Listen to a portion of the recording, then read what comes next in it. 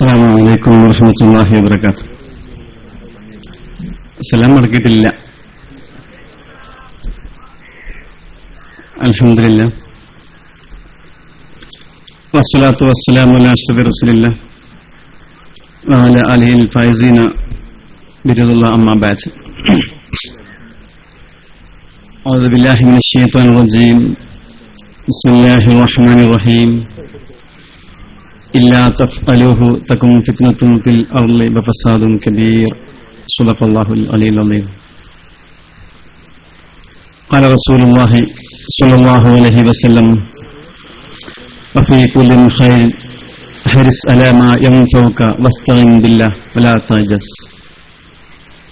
رب اشرح لي صدري ويسر لي أمري واحلل عقدة من لساني يفقهوا قولي.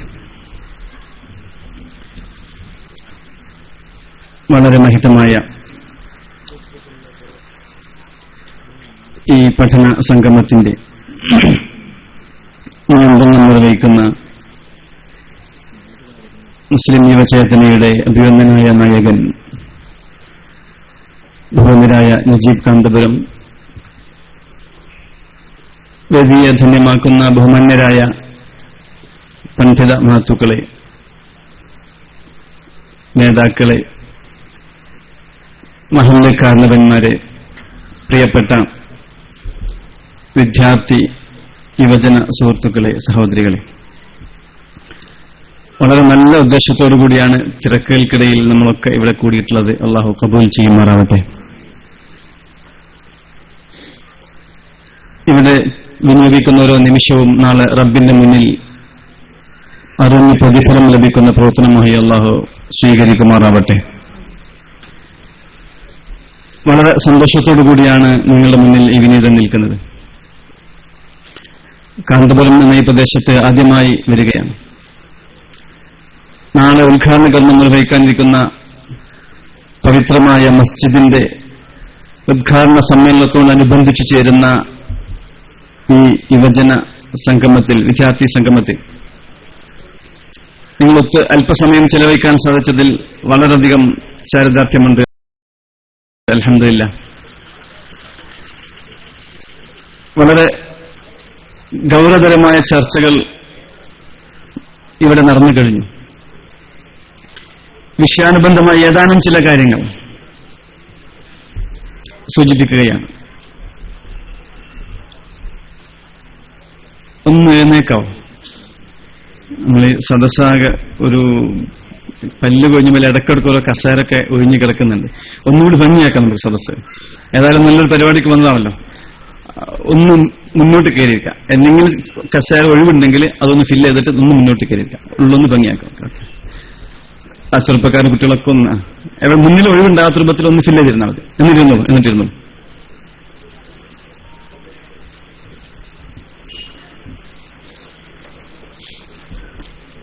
Okay, ശരി.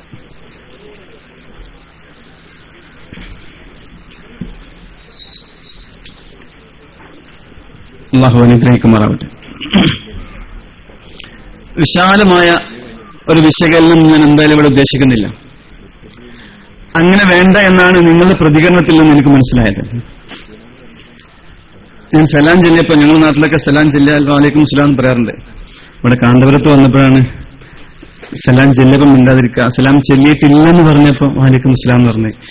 ഇവിടെ എന്താ പുതിയ എന്റെ സംവിധാനം എനിക്കറിയില്ല. നമ്മുടെ നാട്ടിലൊക്കെ അങ്ങനെയാണ്.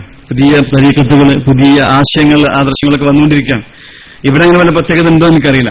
എന്തായാലും അതിൽ ഞാൻ സൂചന ഉണ്ട് മനസ്സിലാക്കുന്നത് കൂടുതൽ പ്രസംഗിക്കേണ്ടതില്ല എന്നുള്ളതാണ്. ഞങ്ങൾ നാട്ടിൽ പറയാറുണ്ട്, ഈ പ്രസംഗവും പ്രസവവും ഒരുപോലെയാണ്. അതിന്റെ വാക്കുകളുടെ പ്രാസത്തിൽ മാത്രമല്ല, അങ്ങനെ ഉണ്ട് സംഭവം. ലേബർ റൂമിലേക്ക് ഒരു സ്ത്രീയെ കയറ്റിക്കഴിഞ്ഞാൽ പുറത്ത് ബന്ധുക്കളും സുഹൃത്തുക്കളൊക്കെ നെഞ്ഞുഞ്ഞി പ്രാർത്ഥിക്കുന്ന രംഗമുണ്ട്. അള്ളാഹുവിന് ഓർമ്മ വരുന്ന ഏതാനും ചില രംഗങ്ങളാണ്. നമുക്ക് ഇടങ്ങേറുണ്ടാകുമ്പോൾ, ഞങ്ങളുടെ മലപ്പുറം ഭാഷയിൽ പറഞ്ഞാൽ ഇടങ്ങേറുണ്ടാകുമ്പോഴാണ്, പ്രയാസം ഉണ്ടാകുമ്പോഴാണ് പടച്ചനെ ഓർക്കുക. സുഖം സ്വസ്ഥമായിരിക്കുമ്പോൾ പലപ്പോഴും നമ്മൾ ഓർമ്മ വരാറില്ല പടച്ചനെ. അരമണിക്കൂർ നമുക്ക് തലവേദന വന്നാൽ ഭയങ്കര പടച്ചനെ വിളിയാണ്, റബ്ബേ പടച്ചനെ എന്തൊരു വേദനയാണോ എന്ന് പറഞ്ഞിട്ട് അപ്പോൾ ഓർമ്മ ഉണ്ടാവും. അതുവരെ 23 മണിക്കൂർ സുഖമാണ്, ഓർമ്മ ഉണ്ടാവില്ല. എന്നപോലെ വളരെ പ്രയാസകരമായ അവസ്ഥയിൽ പുറത്ത് ആ സ്ത്രീയുടെ വളരെ അടുത്ത ബന്ധുക്കൾ ആണ് കാത്തിരിക്കുക. ഉമ്മയോ ഉപ്പയോ ഭർത്താവിന്റെ ഉമ്മയോ ഉപ്പയോ സഹോദരനോ ഒക്കെ ആയിരിക്കും ഉണ്ടാവും. അവരിങ്ങനെ ആത്മാർത്ഥമായി പ്രാർത്ഥിക്കും, പടച്ചോനെ ഇടങ്ങേറും മുസീബത്തില്ലാതെ പെട്ടെന്ന് സലാമത്തായി കിട്ടണേ. ഏറെക്കുറെ അതേയൊരു മാനസികാവസ്ഥയിലാണ് തിരക്കുകൾക്കിടയിൽ ഒരാൾ ഇന്ന് പ്രസംഗം കേൾക്കാൻ വന്നിരിക്കുക. നമുക്ക് വലിയ തിരക്കാം, തിരക്കോട് തിരക്കാം. 24 മണിക്കൂർ തികയില്ല. 24 മണിക്കൂർ നമ്മുടെ അടുത്താണെങ്കിലോ മൊബൈൽ ഫോണുണ്ട്, ഇന്റർനെറ്റുണ്ട്, കമ്പ്യൂട്ടറുണ്ട്, എല്ലാ സകല ടെക്നോളജിയും നമ്മുടെ സ്വന്തമാണ്. നമ്മുടെ കയ്യിലെ മൊബൈൽ ഫോൺ ഇന്ന് മൊബൈൽ എന്ന് വിളിക്കാൻ പറ്റില്ല, അത് പോക്കറ്റ് കമ്പ്യൂട്ടറാണ്. അത്രമാത്രം ടെക്നോളജി നമ്മുടെ സ്വന്തമായിട്ട് പോലും നമുക്ക് സമയം തികയുന്നില്ല. എന്നാ സമയം ഈ തിരക്ക് അവസാനിക്കുക? ഖബർ വരെ തിരക്കാം. ഈ തിരക്കിനിടയിലാണ് ഇതുപോലുള്ള പരിപാടികളൊക്കെ നമ്മൾ വന്നിരുന്നാല് ഇപ്പൊ തന്നെ നമ്മൾ ഇരിക്കാൻ തുടങ്ങിയിട്ട് കുറെ നേരമായി. അപ്പൊ ഒരു പ്രഭാഷകൻ മൈക്കിന് മുന്നിൽ വന്നാൽ ഒരു ശരാശരി ശ്രോതാവ് ചിന്തിക്കൽ ഏറെക്കുറെ ഇങ്ങനെ തന്നെയാണ്, പടച്ചോനെ ഇടങ്ങേറും മുസീബത്തില്ലാതെ പെട്ടെന്ന് വന്ന് കഴിച്ചിലായി കിട്ടണമെന്ന്. ആ ഒരു മാനസികാവസ്ഥയിലാണ് നിങ്ങൾ ഇരിക്കുന്നതെന്ന് നിങ്ങളുടെ കണ്ണുകൾ കണ്ടാൽ എനിക്കറിയാം. നിങ്ങളുടെ പ്രതികരണത്തിൽ ഞാൻ മനസ്സിലാക്കുന്നുണ്ട്. അതുകൊണ്ട് ഒട്ടും ഞാൻ നിങ്ങളെ മുഷിപ്പിക്കൂല. എപ്പോഴാണോ നിങ്ങൾക്ക് മടുക്കുന്നത് അപ്പം നിർത്തും. Audience is authority. ഓഡിയൻസ് ആണ് ഒരു പ്രഭാഷണത്തിന്റെ ഒരു ക്ലാസിന്റെ ഏറ്റവും വലിയ അതോറിറ്റി, പ്രഭാഷകനേ അല്ല. നിങ്ങൾക്ക് എപ്പോഴാണ് മടുക്കുന്നത് അപ്പം ഞാൻ നിർത്തും. അതുകൊണ്ട് അതുവരെ ഒന്ന് എനർജറ്റിക് ആയിരിക്കണം, അതുവരെ ഒരു ഉഷാറായിരിക്കണം. അല്ലെങ്കിൽ തന്നെ നമുക്കൊരു വാഗപ്പാട് എല്ലാ രംഗത്തും ഇന്ന് ബഹുമാനപ്പെട്ട നജീബ് സാഹിബ് സൂചിപ്പിച്ച പോലെ പൊതുവെ ഒരു മന്ദീപനുണ്ട്, ഒരു ലഥാർജിക് മൂഡ്. ഇതൊക്കെ ഇങ്ങനെ തന്നെ നടക്കും, ഇതൊന്നും ശരിയാവൂല, ഇങ്ങനെയൊക്കെ തന്നെ പോകുന്ന ഒരു വല്ലാത്തൊരു മാനസികാവസ്ഥയിലേക്ക് നമ്മൾ പോയിക്കൊണ്ടിരിക്കുന്നു. അതിന് ഒരുപാട് കാരണങ്ങളുണ്ട്.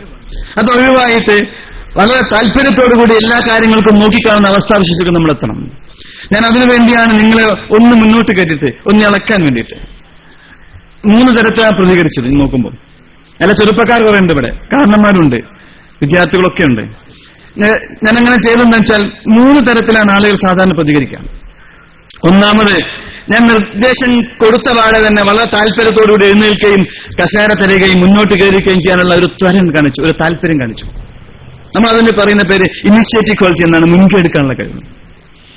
എല്ലാ നല്ല കാര്യങ്ങൾക്കും മുൻകൈ എടുക്കാനുള്ള ഒരു കഴിവുള്ള ഒരാൾക്ക് മാത്രമേ ഒരു നല്ല ചെറുപ്പക്കാരനാകാൻ പറ്റൂ, ഒരു നല്ല സംഘാടകനാകാൻ പറ്റൂ, ഒരു നല്ല ലീഡറാകാൻ പറ്റൂ. ജീവിതത്തിൽ വൈയക്തികമായ ജീവിതത്തിൽ പോലും എവിടെയെങ്കിലും എത്തണമെങ്കിൽ ഈ ഒരു ക്വാളിറ്റി കാത്തു സൂക്ഷിക്കണം. എന്താ സാധനം? ഇരുന്നിടത്ത് എഴുന്നേക്കാൻ പറ്റാം എന്ന് വെച്ചാൽ മടി പിടിച്ചിരിക്കാതെ താല്പര്യത്തോടെ നല്ല കാര്യങ്ങൾക്ക് മുന്നോട്ട് വരാനുള്ള ഒരു ഇന്നർ മോട്ടീവ്, ആന്തരികമായ ചോദന.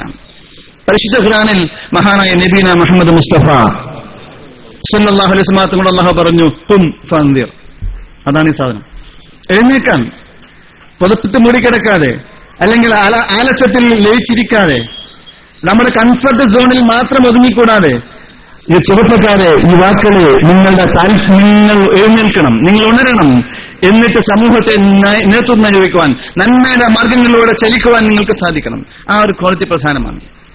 പിന്നെ ബാക്കി 2 പറയാം നമുക്ക്. രണ്ടാമത്തെ, ചില ആളുകളുണ്ടായിരുന്നു, കുഴപ്പമില്ല, ഉള്ളിൽ നല്ല കരുത്തുള്ള ആളുകളാണ്, എന്തെങ്കിലുമൊക്കെ ചെയ്യണമെന്ന് താല്പര്യമുള്ള ആളുകളാണ്, ചെയ്യാൻ പറ്റുന്ന ആളുകളാണ്. പക്ഷെ അവർക്ക് കുഴപ്പമെന്നുള്ള ചെറിയ സ്റ്റാർട്ടിംഗ് ട്രബിളാണ്. ആരെങ്കിലുമൊക്കെ ചെയ്യട്ടെ എന്നിട്ട് ഞാൻ ചെയ്യാമെന്ന് കാത്തിരിക്കുന്ന ആളുകൾ. അപ്പുറത്താളെ ചെയ്യട്ടെ, അല്ലെങ്കിൽ ആരെങ്കിലും തുടങ്ങട്ടെ, മറ്റുള്ളവൻ തുടങ്ങിയിട്ട് ഞാൻ ആവാം എന്ന ധാരണയിൽ മാറി നിൽക്കുന്ന ചില ആളുകൾ. അവർക്ക് കുഴപ്പമില്ല, പക്ഷെ ചെറിയ സ്റ്റാർട്ടിംഗ് ട്രബിൾ, ഈ പകർച്ചവ്യാധിയുടെ അസുഖം പോലെയാണ്. ആരെങ്കിലും തുടങ്ങിയാൽ മതി, പിന്നെ നിങ്ങൾ തുടർന്നോളൂ എന്ന പോലെ. അത് മാറ്റിയിട്ട് നമ്മുടെ ഉള്ളിലെ കരുത്ത് തിരിച്ചറിഞ്ഞിട്ട് മുൻകൈ എടുക്കാനുള്ള കരുത്തുണ്ടാവണം. ആരോ ഒരാളുടെ ഇനിഷ്യേറ്റീവിന്റെ പിൻബലത്തിലാണ് കാന്തപുരത്തെ പള്ളി മനോഹരമായി പുതുക്കിപ്പണിതത്. അതിന് ബാക്കിയുള്ളവർ മുന്നോട്ട് വന്നു എന്നതാണ് ശരി. ആരോ ഒരാളുടെ ഇനിഷ്യേറ്റീവിന്റെ പിൻബലത്തിലാണ് ഇങ്ങനൊരു കൂട്ടായ്മയോട് സംഘടിപ്പിച്ചത്. അതിന് കുറെ പേര് സഹകരിച്ചു എന്നാണ് ശരി. എല്ലാ നല്ല പ്രവർത്തനങ്ങളുടെയും പിന്നിൽ, എല്ലാ ചീത്ത പ്രവർത്തനങ്ങളുടെയും പിന്നിൽ, എല്ലാ അധർമ്മങ്ങളുടെയും, എല്ലാ തിന്മകളുടെയും പിന്നിൽ, എല്ലാ ധർമ്മങ്ങളുടെയും പിന്നിൽ, എല്ലാ സുഹൃത്തുക്കളുടെയും പിന്നിൽ ഇങ്ങനെയുള്ള ഒരു നല്ല മനുഷ്യന്റെ ഒരു നേതൃത്വം കണ്ടെത്താൻ നമുക്ക് സാധിക്കുന്നു. 3ാമത്തെ വിഭാഗം എന്ന് പറയുന്നത് കുറച്ച് അപകടകാരികളാണ്.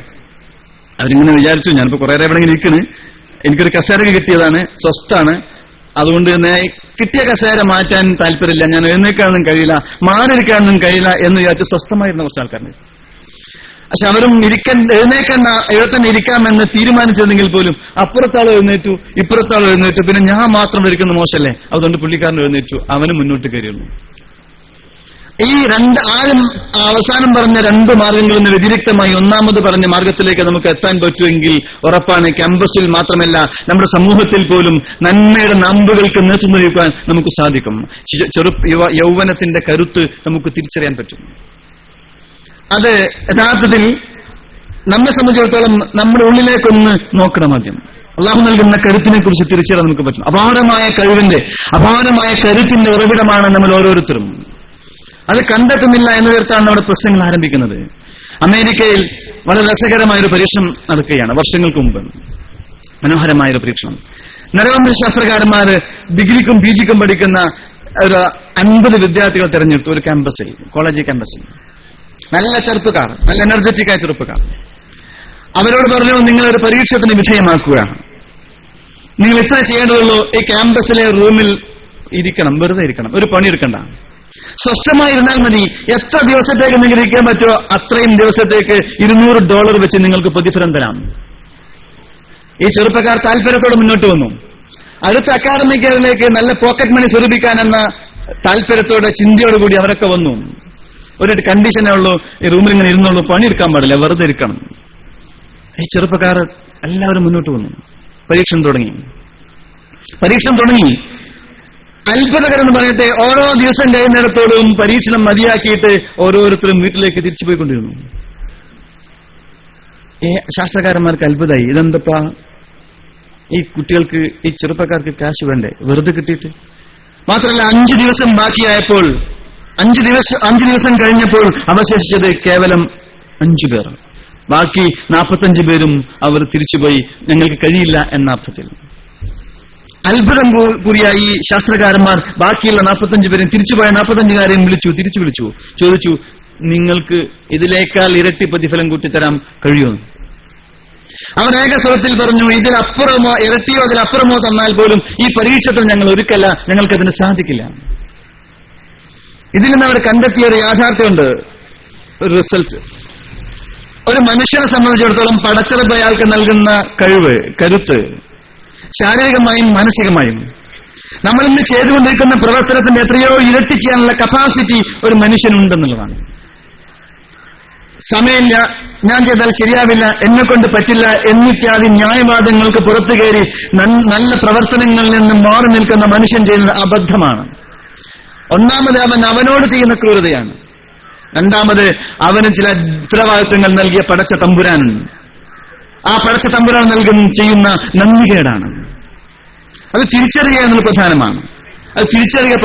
മഹാനായ നബീന മുഹമ്മദ് മുസ്തഫ സല്ലല്ലാഹു അലൈഹി വസല്ലം തങ്ങൾ പറഞ്ഞിട്ടുണ്ട്, ഇന്ന ഇല്ലാഹി തആല അഖവാമുൻ യഖ്തസും ബിന്നാം. പടച്ച റബ്ബ് ചില ആളുകൾക്ക് ചില വൈശിഷ്ട്യമാർന്ന ഗുണങ്ങൾ നൽകി അനുഗ്രഹിച്ചിട്ടുണ്ട്. വിവിധങ്ങളായ ഗുണങ്ങൾ. ഇവിടെ നിന്നിങ്ങനെ എണ്ണിയാൽ ആ മോനിങ്ങനെ എണ്ണി ഓരോരുത്തരും നോക്കിയാൽ ഓരോരുത്തർക്കും വ്യത്യസ്ത ഗുണം ഉണ്ടാവും, വൈവിധ്യമാർന്ന ക്വാളിറ്റി. ചിലർക്കുള്ള കഴിവ് ചിലർക്ക് ഉണ്ടാവില്ല, എല്ലാ കഴിവുള്ള ആളും ഉണ്ടാവില്ല, ഒരു കഴിവില്ലാത്ത ആളും ഉണ്ടാവില്ല. എന്തെങ്കിലും കഴിവുള്ള ഒരാൾ, ഒരു ഉപകാരത്തിനും പെടാത്ത ഒരാൾ നമ്മൾ ഭൂമി ലോകത്തുണ്ടാവില്ല, ഒരു ജീവി പോലും ഇല്ലല്ലോ, എന്തെങ്കിലും ഒരു ഉപകാരം ഉണ്ടാവും. ആ ഉപകാരം തനിക്ക് അല്ലാഹു നൽകുന്ന കഴിവ് എന്താണ് എന്ന് തിരിച്ചറിയണം. മനഃശാസ്ത്രത്തിൽ പറയുന്ന പേര് യുനീക്ക്നെസ് എന്നാണ്. പടച്ച റബ്ബ് എനിക്ക് നൽകുന്ന ക്വാളിറ്റി എന്താണ്, യുനീക്ക്നെസ് എന്താണെന്ന് തിരിച്ചറിഞ്ഞ് അത് നന്മയുടെ മാർഗത്തിൽ ചെലവഴിക്കുന്നവനാണ് സത്യത്തിൽ നല്ല ചെറുപ്പക്കാരൻ വിജയിക്കുന്നവൻ. അതിനാണ് നമ്മൾ ക്യാമ്പസിൽ പോകുന്നത്, നമ്മുടെ കഴിവുകൾ തേച്ചുമിനിക്കാൻ. ആ കഴിവ് എന്തിനാണ് നൽകിയത്? ചിലർക്ക് പ്രസംഗിക്കാനാവാം, എഴുതാനാവാം, ക്ലാസ് എടുക്കാനാവാം, പാട്ട് പാടാനാവാം, ആരോഗ്യം നൽകിയിട്ടാവാം, സമ്പത്ത് നൽകിയിട്ടാവാം, ലീഡർഷിപ്പ് ക്വാളിറ്റി നൽകിയിട്ടാവാം, ജനങ്ങളെ സ്വാധീനിക്കാനുള്ള കഴിവ് നൽകിയിട്ടാവാം, വൈവിധ്യമാർന്ന ഗുണമുണ്ടാകും. അത് കണ്ടെത്തുക കുറച്ച് പ്രധാനമാണ്. വിവിധങ്ങളായ ഗുണങ്ങളുണ്ടാകും, പക്ഷെ ഏതെങ്കിലും ഒന്നോ രണ്ടോ മൂന്നോ പ്രത്യേകമായി അനുഗ്രഹിച്ചിട്ടുണ്ടാകും. അത് കണ്ടെത്തിയിട്ട് അത് നന്നായി പരിപോഷിപ്പിച്ചിട്ട് വിജയിക്കുന്നവനാണ് യഥാർത്ഥത്തിൽ വിജയിക്കുന്നവൻ. അതെന്തിനാണ് അള്ളാഹു നൽകിയത്? ആ നന്മകൾ നമുക്ക് നൽകിയിട്ടുള്ളത് അള്ളാഹുവിന്റെ ദീനിന്റെ മാർഗത്തിൽ സുഹൃത്തുക്കളുടെ മേഖലയിൽ ചില വഴി വിനിയോഗിക്കുവാനാണ്. നന്മയുടെ മാർഗത്തിൽ വിനിയോഗിച്ചാൽ ആ കഴിവ് അല്ലാഹു തആല നമുക്ക് നിലനിർത്തി തരും. വിനിയോഗിക്കുന്നില്ലെങ്കിലോ, അത് ചെലവഴിക്കുന്ന പടച്ചറബ് നൽകുന്ന ഈ അനുഗ്രഹം നമ്മൾ വിനിയോഗിക്കുന്നില്ലെങ്കിൽ എന്താ സംഭവിക്കുന്നതോ, പടച്ചറബ് നമ്മിൽ നിന്നത് പിൻവലിക്കും.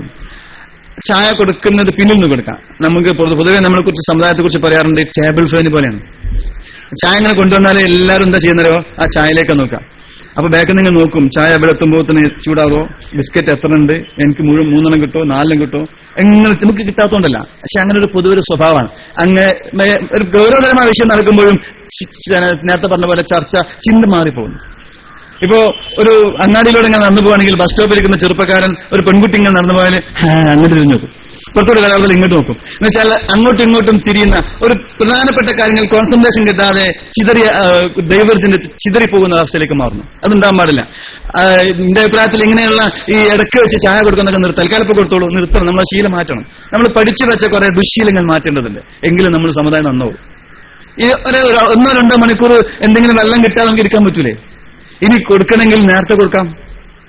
തുടക്കത്തിൽ ചായ കുടിച്ചു കൊടുക്കാം. ഇനി അല്ലെങ്കിൽ അതിനുവേണ്ടി പ്രത്യേക സമയം നമുക്ക് നിശ്ചയിക്കാം. എന്ന് ആലോചിച്ച് നോക്കൂ. ഇതിങ്ങനെ ഇവിടുന്ന് ഒരാൾ പറയുമ്പോൾ എല്ലാവരുടെയും ശ്രദ്ധ അങ്ങോട്ട് മാറുകയാണ്. പിന്നെന്തിനാ പറയുന്നത്? അപ്പൊ അതുകൊണ്ട് അങ്ങനെയുള്ള ചെറു കൊച്ചു കാര്യങ്ങൾ, ഞാൻ ഇവിടെ പറയുന്നത് വിശാലമായ കാര്യങ്ങളൊന്നുമില്ല, ഒരു ഉട്ടോപ്യൻ ആശയങ്ങളൊന്നുമില്ല, വളരെ നിസ്സാരമായ കൊച്ചു കാര്യങ്ങൾ. പക്ഷേ ഈ കൊച്ചു കാര്യങ്ങളാണ് പലപ്പോഴും നമുക്ക് അബദ്ധങ്ങൾ സംഭവിക്കുന്നത്. കൊച്ചു കാര്യങ്ങൾ, small things make perfection, but perfection is not small thing. കൊച്ചു കാര്യങ്ങളാണ് ഒരു കാര്യത്തിന്റെ പൂർണ്ണത കുറിക്കുന്നത്. പക്ഷേ പെർഫെക്ഷൻ എന്ന് പറയുന്നത് ചെറിയ കാര്യമല്ല. ഒരു വലിയ ബലൂൺ, ആ ബലൂണിന്റെ കാറ്റ് പോകാൻ ഒരു ചെറിയ ദ്വാരം മതി. നമ്മുടെ കാന്തപുരത്തെ പള്ളി നാളെ മഹാനായ പാണക്കാട് സയ്യിദ് ഹൈദരലി ശിഹാബ് തങ്ങൾ ഉദ്ഘാടനം നിർവഹിക്കുകയാണ്. പള്ളി വലിയതാണ്, മനോഹരമാണ്. എന്നാൽ പള്ളിയുടെ താക്കോല് നോക്ക്, പള്ളിയുടെ താക്കോല് ചെറുതാണ്. പള്ളിയും താക്കോലും താഴ്ന്നു നിർത്തുമ്പോൾ പള്ളി വലുതും താക്കോല് ചെറുതും. നമ്മൾ വീടും അങ്ങനെ തന്നെയാണ്. എന്നാൽ ഈ വലിയ പള്ളിയുടെ ഈ മഹത്വപൂർണമായ മസ്ജിദിന്റെ സുരക്ഷിതത്വം ഇരിക്കുന്നത് ഈ കൊച്ചു താക്കോലിലാണ്. എന്നപോലെ നമ്മുടെ സമൂഹത്തിന്റെ, സമുദായത്തിന്റെ, വ്യക്തിപരമായും സംഘടനാപരമായും എല്ലാത്തിന്റെയും വൈവിധ്യമാർന്ന പ്രവർത്തനത്തിന്റെ ഒക്കെ തന്നെയും സുരക്ഷിതത്വം ഇരിക്കുന്നത് കൊച്ചു കാര്യങ്ങളാണ്. അതുകൊണ്ട് ഇത്തരം കൊച്ചു കാര്യങ്ങൾ ശ്രദ്ധിക്കണമെന്നാണ് ഞാൻ ശ്രദ്ധിക്കുന്നത്. ബാക്കിൽ നിന്ന് മറ്റുള്ളവർക്ക് ശല്യമാവാത്ത രൂപത്തിൽ കൊടുക്കാം. നമ്മൾ പറഞ്ഞു വന്നത്, ഈ അനുഗ്രഹം അള്ളാഹുവിന്റെ മാർഗത്തിൽ വിനിയോഗിച്ചാൽ അള്ളാഹു നിലനിർത്തി തരുന്ന ഫൈദ മനോഹ ഹവലല്ലാഹുരിൻ നസാമിനും, അല്ലെങ്കിൽ നമ്മിൽ നിന്ന് പിൻവലിച്ചിട്ട് വേറെ കൊടുക്കുന്നു. എന്റെ പ്രിയപ്പെട്ട ചെറുപ്പക്കാർ, വളരെ ഗൗരവതരമായി ചിന്തിക്കേണ്ട വിഷയമാണ്. അള്ളാഹു എനിക്ക് നൽകുന്ന അനുഗ്രഹത്തെ നല്ല മാർഗത്തിൽ വിനിയോഗിക്കാനുള്ള സന്നദ്ധത കാണിക്കാൻ ഞാൻ തയ്യാറല്ല എങ്കിൽ എന്താ സംഭവിക്കുന്നത്? നമ്മിൽ നിന്ന് പിൻവലിക്കും. ഒരു ഇരുമ്പിന്റെ ആയുധം പുറത്തു വെച്ചാൽ ഓക്സിജനുമായി പ്രതിപ്രവർത്തനം നടത്തിയിട്ട് തുരുമ്പിക്കുന്ന പോലെ നമുക്ക് അള്ളാഹു നൽകുന്ന ഈ അനുഗ്രഹത്തെ വിനിയോഗിക്കാൻ നമ്മൾ മുന്നോട്ട് വന്നില്ലെങ്കിൽ അത് തുരുമ്പിക്കുന്ന മാത്രമല്ല, നമ്മിൽ നിന്ന് പിൻവലിച്ചിട്ട് വേറെ ആൾക്ക് കൊടുക്കുന്ന അത് വല്ലാത്തൊരു ദുരന്തമാണ്. അള്ളാഹു കാത്തുരക്ഷിക്കുമാറാവട്ടെ. അള്ളാഹു നൽകുന്ന ഒരു അനുഗ്രഹത്തെ പിൻവലിച്ചാൽ പിന്നെ തിരിച്ചു കിട്ടുക വലിയ പ്രയാസമാണ്. അതുകൊണ്ട് തന്നെ അത് നിലനിർത്താൻ നമ്മൾ ചെയ്യേണ്ട പണി എന്ന് പറയുന്നത് അത് വിനിയോഗിക്കാൻ, നന്മയുടെ മാർഗത്തിൽ വിനിയോഗിക്കുക എന്നുള്ളതാണ്. ഗവൺമെന്റ് ഒരു ആനുകൂല്യം നമ്മിൽ നിന്ന് പിൻവലിച്ചാൽ നമ്മൾ സമരം ചെയ്യും. അതിശക്തമായ സമരം ചെയ്ത് നമ്മൾ തിരിച്ചു വാങ്ങാറുണ്ട്. പടച്ചറബ് നമ്മൾ നൽകുന്ന ഒരു ആനുകൂല്യം പിൻവലിച്ചാൽ ആരോടാ സമരം? കഴിയില്ല. അതുകൊണ്ട് തന്നെ നമുക്ക് അള്ളാഹു നൽകുന്ന ഈ അനുഗ്രഹത്തെ തിരിച്ചറിഞ്ഞ് വിനിയോഗിച്ചില്ലെങ്കിൽ നമുക്കാണ് കുഴപ്പം. പടച്ച റബ്ബിനോ അവന്റെ ദീനും ഒരു കുഴപ്പമില്ല.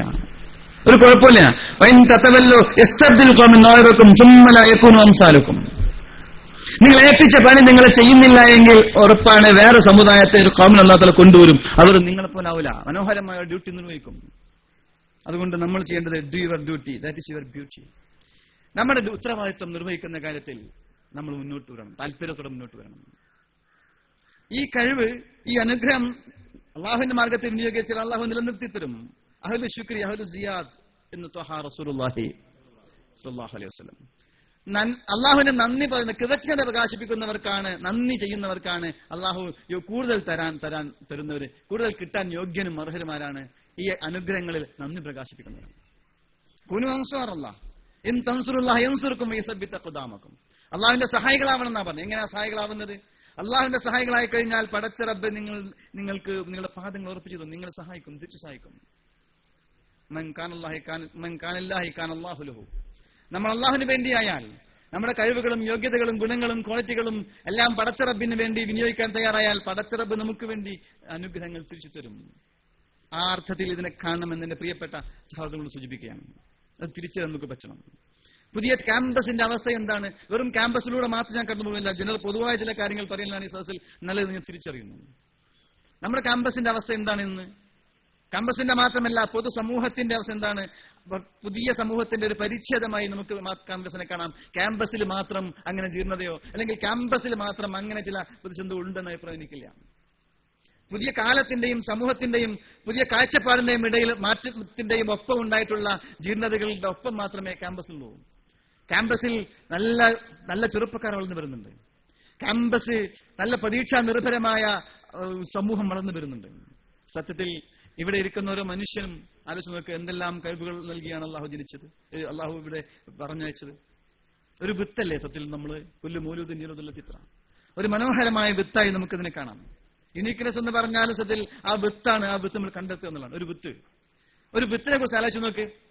വിത്തെന്ന് പറയുമ്പോൾ ഒരു പക്ഷേ നമുക്കതിന്റെ യഥാർത്ഥമായ ആശയങ്ങൾ തലത്തിലേക്ക് കൃത്യമായി എത്തിച്ചേരാൻ പറ്റിക്കൊള്ളുന്നില്ല. അതൊന്ന് ചിന്തിക്കണം. നമ്മൾ പലപ്പോഴും മനസ്സ് പൂട്ടിയിട്ട് അല്ല ഖുലൂബിഹിം അഖ്ഫാലിഹാണല്ലേ ഖുർആൻ പറഞ്ഞില്ലേ, മനസ്സൊക്കെ ഇങ്ങനെ പൂട്ടിയിട്ട് കാണും. മനസ്സ് തുറന്നിട്ട്, കണ്ണ് തുറന്നിട്ട്, ചെവി തുറന്നിട്ട്, ഹൃദയം തുറന്നിട്ട് കാര്യങ്ങൾ ചിന്തിച്ചു നോക്ക്. അത്ഭുതകരമായ കാര്യങ്ങൾ കണ്ടെത്താൻ നമുക്ക് സാധിക്കും. ഒരു വിത്ത് എന്ന് പറഞ്ഞാൽ ആലോചിച്ച് നോക്ക്, ഏതെങ്കിലും ഒരു വിത്ത്, ഒരു മാവിന്റെ വിത്ത് അല്ലെങ്കിൽ ഒരു പ്ലാവിന്റെ വിത്ത്. ഒരു പ്ലാവിന്റെ വിത്ത് എടുക്കാം, ഒരു ചക്കക്കുരു എന്നല്ല ഇവിടെ പറയാം അല്ലെ, ചക്കക്കുരു, ഒരു ചക്കയുടെ കുരു, അതൊരു വിത്താണല്ലോ. ആ വിത്തെടുത്തൊന്ന് പരിശോധിച്ച് നോക്ക്. ആ വിത്ത് ഇങ്ങനെ കയ്യിലെടുത്തിട്ട് പരിശോധിച്ച് നോക്കൂ. പടച്ച റബ്ബ് ഈ വിത്തിൽ എന്തെല്ലാം സാധ്യതകൾ ഒരുക്കി വെച്ചിട്ടുണ്ട്.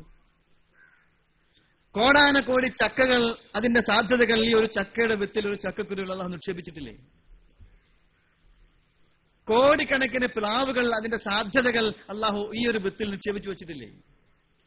നമുക്കിന്ന് വേസ്റ്റായി കളയുന്ന, ഒരിക്കലും വേണ്ടാത്ത സാധനമായി ഈ വിത്ത് മാറിയിരിക്കുന്നു ചക്കക്കുരു.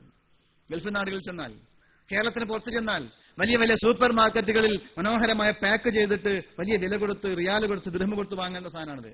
നമ്മളെവിടെങ്ങനെ ചെല്ലുമ്പോൾ നോക്കും, മനോഹരമായി ഇങ്ങനെ പാക്കറ്റിൽ വെച്ചിരിക്കുന്നു. നമ്മൾ ആലോചിക്കും, പ്രശ്നം ഇത് ഉഗാണ്ടിൽ നിന്ന് എങ്ങാനും കൊണ്ടുവന്നാണോ? അല്ല, അവിടുന്ന് കൊണ്ടേതാണ്. നമുക്കത് വേണ്ട. പക്ഷെ ഇത് ചിന്തിച്ചു നോക്ക്, ഈ വിത്തിന്റെ സാധ്യത എങ്ങനെയാണ് ഉണ്ടാവുന്നത്? ഇതുപോലുള്ള വലിയ വലിയ നമ്മുടെ പള്ളി, കാന്തപുരത്തെ പള്ളി പോലുള്ള മനോഹരമായ കെട്ടിടങ്ങളുടെ, വലിയ വലിയ മന്ദിരങ്ങളുടെ, മനോഹരമായ വലിയ കെട്ടിടങ്ങളുടെ വാതിലുകൾ, ജനലുകൾ, അതിന്റെ മരത്തിന്റെ ഉരുപ്പടികൾ എല്ലാം അതിൽ അള്ളാഹു നിക്ഷേപിച്ചു വെച്ചിട്ടില്ലേ ഒരു വിത്തിൽ? ഈ സാധ്യത എപ്പോഴാണ് പ്രയോഗവൽക്കരിക്കപ്പെടുന്നത്? അത് മണ്ണിൽ നിൽക്കുമ്പോഴാണ്, അത് മണ്ണിലിടുമ്പോഴാണ്, അത് അതിന് മനോഹരമായി അത് വളരുമ്പോഴാണ്. അത് മുളപൊട്ടിയിട്ട് വളരുമ്പോൾ നമ്മൾ എന്തെല്ലാം ചെയ്തു കൊടുക്കും? അത് കൃത്യമായ മണ്ണിലിടണം, വളക്കൂറുള്ള മണ്ണാവണം. ആ വിത്ത് മുളപൊട്ടി വന്നു കഴിഞ്ഞാൽ അത് നമ്മൾ സന്തോഷിക്കുമ്പോൾ നമ്മൾ ചുറ്റും തടമിട്ട് കൊടുക്കും, അതിന് ചുറ്റും വേലി കെട്ടി കൊടുക്കും, അതിന് വെള്ളം ഒഴിച്ചു കൊടുക്കും, അതിനാവശ്യമായ പരിചരണം കൊടുക്കും, ആവശ്യമില്ലാത്ത വെട്ടിക്കൊടുക്കും, ഇടയ്ക്കിടെ പോയി നോക്കും. അങ്ങനെ ആ വിത്ത് മനോഹരമായി തഴച്ചു വളരും. ഈ വിത്ത് ഒരു ചെടിയെ വളർന്ന് എപ്പോഴാണ്? അത് മണ്ണിൽ കിടക്കുമ്പോഴാണ്. ഇനി ഈ ഇതേപോലെ വിത്ത് നമ്മൾ ഷോക്കേസിൽ വെച്ച് സങ്കല്പിക്കും. എന്താ സംഭവിക്കുന്നത്? കുറച്ച് ദിവസം കഴിഞ്ഞാൽ, 2-3 ദിവസം കഴിഞ്ഞാൽ അത് ചുളുങ്ങും. പിന്നീട് ഒരു കറുത്ത പൊടി വരും. പിന്നീട് ആർക്കും വേണ്ടാത്ത ഒരു ഉപയോഗശൂന്യമായ സാധനമായി ഇത് മാറും. ഇതേപോലെ അനന്തമായ സാധ്യതകൾ ഒരുക്കി വെച്ച ഈ വിത്തിന് സംഭവിച്ച ഗതികേട് എന്താണ്?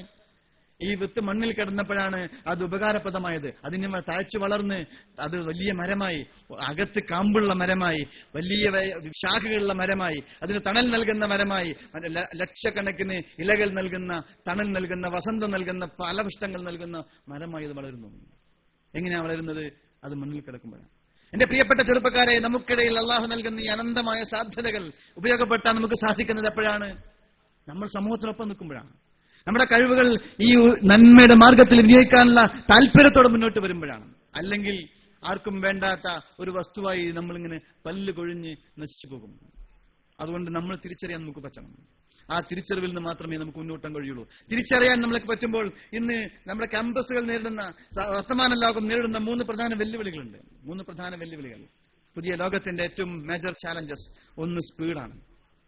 വമ്പിച്ച വേഗതയിൽ ലോകം സഞ്ചരിക്കുകയാണ്. അതിവേഗതയിൽ ലോകം സഞ്ചരിക്കുന്നു. സ്പീഡ് എന്നും ഹരമാണ്. സ്പീഡ് എന്നും ആവേശമാണ്. വേഗത എന്നും ലോകത്തിന്റെ ആവേശമാണ്. വെട്ടി തുറന്ന സമയം കൊണ്ട് ലോകത്ത് ഒരുപാട് മാറ്റമുണ്ടായി. മാറ്റം നടക്കുന്നത് വളരെ വേഗതയിലാണ്, ദ്രുതഗതിയിൽ. ലോകത്ത് എല്ലാ കാലഘട്ടത്തിലും ഈ സ്പീഡിന്റെ ഒപ്പമാണ് ലോകമുണ്ടായത്. സ്പീഡ് ആരുടെ കയ്യിലാണോ അവരാണ് ലോകം നിയന്ത്രിച്ചത്. മഹാനായ നബീന മുഹമ്മദ് മുസ്തഫ സല്ലല്ലാഹു അലൈഹി വസല്ലം തങ്ങളുടെ കാലത്തെ പേർഷ്യ റോമ സാമ്രാജ്യത്തെ കുറിച്ച് നമുക്കറിയാം. ലോകത്തിന്റെ അച്യുതണ്ടായിരുന്നു അന്ന്. അവരുടെ ആ ലോകത്തെ അധിപന്മാർ, അവനൊരു പ്രധാന കാരണം, അന്ന് ലോകത്ത് ഏറ്റവും കൂടുതൽ വേഗതയുള്ള വാഹനം അവരുടെ കയ്യിലായിരുന്നു, കുതിര. അത് കഴിഞ്ഞ് നമ്മളിങ്ങനെ ചരിത്രം പരതുമ്പോൾ പിന്നീട് വേഗത കൂടിയ വാഹനം ആരുടെ കയ്യിലാണോ അവരാണ് ലോകത്തെ നയിച്ചത്. കപ്പൽ പിന്നീട് സ്വന്തമാക്കിയ രാജ്യങ്ങൾ ലോകം കീഴടക്കാൻ നോക്കി. 1498 വാസ്കോഡഗാമ ഈ കൊച്ചി കേരളത്തിൽ ഈ കോഴിക്കോട് കാപ്പാട് വന്നു. വാസ്കോഡഗാമ പോർച്ചുഗീസുകാരനാണ്. അത് കഴിഞ്ഞ് നമ്മൾ കാണുന്നത് ബ്രിട്ടൻ ലോകത്തിന്റെ ആധിപത്യത്തിലേക്ക് വരുന്നതാണ്.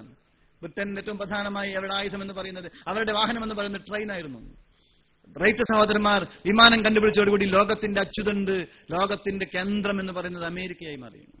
അമേരിക്ക ലോകത്തെ നിയന്ത്രിക്കുന്ന അവസ്ഥ വന്നു. ഇന്ന് ലോകത്തെ ഏറ്റവും വേഗത കൂടിയ സാധനം എന്ന് പറയുന്നത് മനുഷ്യന്റെ ചിന്തയാണ്, ഇൻഫർമേഷൻ ടെക്നോളജിയാണ്, മനുഷ്യന്റെ ചിന്തയാണ്. ഇന്ന് അത് ഏറ്റവും കൂടുതലുള്ളത് ഇന്ത്യയിലാണ്. എന്റെ പ്രിയപ്പെട്ട ചെറുപ്പക്കാർ മനസ്സിലാക്കണം, ലോകത്തെ ഏറ്റവും കൂടുതൽ ഹ്യൂമൻ റിസോഴ്സ് ഉള്ളത് ഇന്ത്യയിലാണ്. നിങ്ങൾക്കറിയാമല്ലോ, ലോകത്തെ ഏറ്റവും വലിയ ഭീമൻ കമ്പനിയായ മൈക്രോസോഫ്റ്റ് രാജ്യത്തെ 48 രാജ്യങ്ങൾ, ലോകത്തെ 48 ദരിദ്ര രാജ്യങ്ങളുടെ സമ്പത്ത് ഒരു ഭാഗത്ത് കുന്നുകൂട്ടി വെച്ചാൽ, അതേ സമയത്ത് മൈക്രോസോഫ്റ്റിന്റെ സമ്പത്തും കുന്നുകൂട്ടി വെച്ചാൽ മൈക്രോസോഫ്റ്റിന്റെ സമ്പത്താണ് കനം തൂങ്ങുക. അത്ര വലിയ സമ്പത്തിന്റെ ഉടമയായ മൈക്രോസോഫ്റ്റ് എന്ന ഭീമൻ കമ്പനിയുടെ അധിപൻ സിഇഒ ഇന്ന് ഇന്ത്യക്കാരനാണ്. എന്ന് വെച്ചാൽ നല്ല ചെറുപ്പക്കാർ, നല്ല കഴിവുള്ള, നല്ല ചിന്താശേഷിയുള്ള നല്ല ചെറുപ്പക്കാർ ഇന്ത്യയിൽ വളർന്നു വരുന്നുണ്ട്. ഒബാമ 2ാം തവണയും പ്രസിഡന്റായ സമയത്ത് അവിടുത്തെ പ്രമുഖരായ രാഷ്ട്രതന്ത്രജ്ഞന്മാരുടെ ഉദ്യോഗസ്ഥന്മാരെ യോഗം വിളിച്ചു. എന്നിട്ട് അവർ ചർച്ച നടത്തു. 2050 ആകുമ്പോഴേക്കും ലോകം നിയന്ത്രിക്കുന്ന രാജ്യം ഏതായിരിക്കും, ഇന്ന് അമേരിക്കക്കുള്ള സ്ഥാനം ഏത് രാജ്യത്തിനെത്തുമെന്ന ചർച്ച. ആ ചർച്ചയിൽ അവസാനം അവർ തീരുമാനമെടുത്തിട്ടുള്ളത് അത് ഇന്ത്യ ആയിരിക്കുമെന്നാണ്. കാരണം ഇന്ത്യയിൽ ചെറുപ്പക്കാർ വളർന്നു വരുന്നു, നല്ല കഴിവുള്ള ചെറുപ്പക്കാർ. ജപ്പാൻ, ചൈന തുടങ്ങിയ അതോടൊപ്പം മറ്റ് പാശ്ചാത്യ രാജ്യങ്ങൾ അവിടെ നയം തിരുത്തിക്കൊണ്ടിരിക്കുന്നു. കുട്ടി ഒന്ന് മതി എന്ന നയത്തിന്റെ ഭാഗമായി ഇന്ന് അവിടെ ചെറുപ്പക്കാർ കുറഞ്ഞിരിക്കുന്നു. അവിടെയൊക്കെ വൃദ്ധന്മാരായിരിക്കുന്നു. പുതിയ ചിന്ത വരുന്നില്ല, പുതിയ അന്വേഷണങ്ങൾ വരുന്നില്ല, പുതിയ തലച്ചോറ് വരുന്നില്ല. അതുകൊണ്ട് തന്നെ അവർ മുരടിച്ചുകൊണ്ടിരിക്കുന്നു. എന്നാൽ ലോകത്തെ ഏറ്റവും കൂടുതൽ ചെറുപ്പക്കാരുള്ളത് ഇന്ത്യയിലാണ്. ലോകത്തെ ഏറ്റവും കൂടുതൽ ചെറുപ്പക്കാരുള്ളത്. ഇന്ത്യയുടെ ജനസംഖ്യയുടെ 54%, 35 വയസ്സിന് താഴെ പ്രായമുള്ള ചെറുപ്പക്കാരാണ്. 25 വയസ്സിന് താഴെ പ്രായമുള്ള ചെറുപ്പക്കാരാണ് ഭൂരിഭാഗവും ഇന്ത്യയിൽ. ഇന്ത്യ ഒരു മഹാ ചെറുപ്പക്കാർ രാജ്യമായി തീർന്നുകൊണ്ടിരിക്കുന്നു. കഴിഞ്ഞ പാർലമെന്റ് ഇലക്ഷനിലാണ് രാജ്യത്തെ ഏറ്റവും കൂടുതൽ ചെറുപ്പക്കാർ വോട്ട് ചെയ്തത്. 2020 ആകുമ്പോഴേക്കും രാജ്യത്തിന്റെ ശരാശരി വയസ്സ് 29 ആയിരിക്കും. എന്ന് വെച്ചാൽ രാജ്യത്ത് ഈ യുവശേഷി വർദ്ധിച്ചുകൊണ്ടിരിക്കുന്നു, ഹ്യൂമൻ റിസോഴ്സ് വർദ്ധിച്ചുകൊണ്ടിരിക്കുന്നു. അതുകൊണ്ട് തന്നെ നമ്മെ നശിപ്പിക്കാൻ വേണ്ടി പാശ്ചാത്യ രാജ്യങ്ങൾ, നമ്മുടെ രാജ്യത്തിന്റെ ശത്രുക്കൾ ചെയ്തുകൊണ്ടിരിക്കുന്ന അജണ്ടകളും കെണിവലകളും എന്റെ പ്രിയപ്പെട്ട ചെറുപ്പക്കാർ മനസ്സിലാക്കണം. നമ്മുടെ സമൂഹത്തെ, നമ്മുടെ സമുദായത്തെ, നമ്മുടെ രാജ്യത്തെ നശിപ്പിക്കാനുള്ള നമ്മുടെ ശത്രുക്കളുടെ കെണിവലയിൽ നമ്മൾ പെട്ടുപോകാൻ പാടില്ല. അവന്റെ സംസ്കാരം അറിയാതെ നമ്മൾ വാരിപ്പുണർന്നുകൊണ്ടിരിക്കുന്നു. അവന്റെ ഉച്ഛിഷ്ടങ്ങൾ, അവന് വേണ്ടാത്ത കാര്യങ്ങൾ അവനെ നമ്മെ നശിപ്പിക്കാനുള്ള കുതന്ത്രങ്ങൾ ചെയ്തുകൊണ്ടിരിക്കുന്നു. ശക്കറിയ എന്ന് പറയുന്ന സാഹിത്യകാരൻ കുറച്ചു മുമ്പ് പറഞ്ഞു, കുറച്ചു കാലമായി മുസ്ലിങ്ങളുടെ അജണ്ടകൾ പോലും തീരുമാനിക്കുന്നത് ശത്രുക്കളാണ്. അതുകൊണ്ട് തന്നെ ശത്രുവിന്റെ പ്രചാരവേലകൾ ഏറ്റെടുക്കുന്നവരെ നമ്മൾ മാറാൻ പാടില്ല. ഞാൻ പറഞ്ഞു വരുന്നത്, ലോകത്ത് വളരെ വേഗതയിൽ മാറ്റങ്ങൾ സംഭവിച്ചുകൊണ്ടിരിക്കുന്നു. ഈ മാറ്റത്തിന്റെ ഒപ്പമാണ് ഇന്ന് പുതിയ തലമുറയുള്ളത്. രണ്ടാമത്തത് ടെക്നോളജിയാണ്. ടെക്നോളജിയുടെ വികാസം എവിടെയോ എത്തിയിട്ടുണ്ട്. നമ്മുടെ ചിന്തക്കും ഭാവനക്കും അപ്പുറത്തുള്ള വളരെ വിശാലമായ ചക്രവാളത്തേക്ക് ടെക്നോളജി മാറിയിരിക്കുന്നു. നമ്മുടെ പ്രധാനമന്ത്രി നരേന്ദ്രമോദി കഴിഞ്ഞ ഇലക്ഷൻ സമയത്ത് പ്രസംഗിച്ചത് നിങ്ങൾക്കറിയാം. അദ്ദേഹം ഒരിടത്ത് പ്രസംഗിച്ചു. പക്ഷേ ഒരിടത്ത് പ്രസംഗിക്കുമ്പോൾ 100-ലധികം ഇടങ്ങളിൽ അതേപോലെ പ്രസംഗിക്കുന്നതായി അനുഭവപ്പെടുന്നു. ഒരേപോലെ ഹോളോഗ്രാഫിക്കൽ വീഡിയോ പ്രസന്റേഷനിലൂടെ ഇതേപോലെ നോക്കുമ്പോൾ ശ്രോതാക്കൾക്ക് തോന്നും നരേന്ദ്രമോദി പ്രസംഗിക്കുകയാണെന്ന്.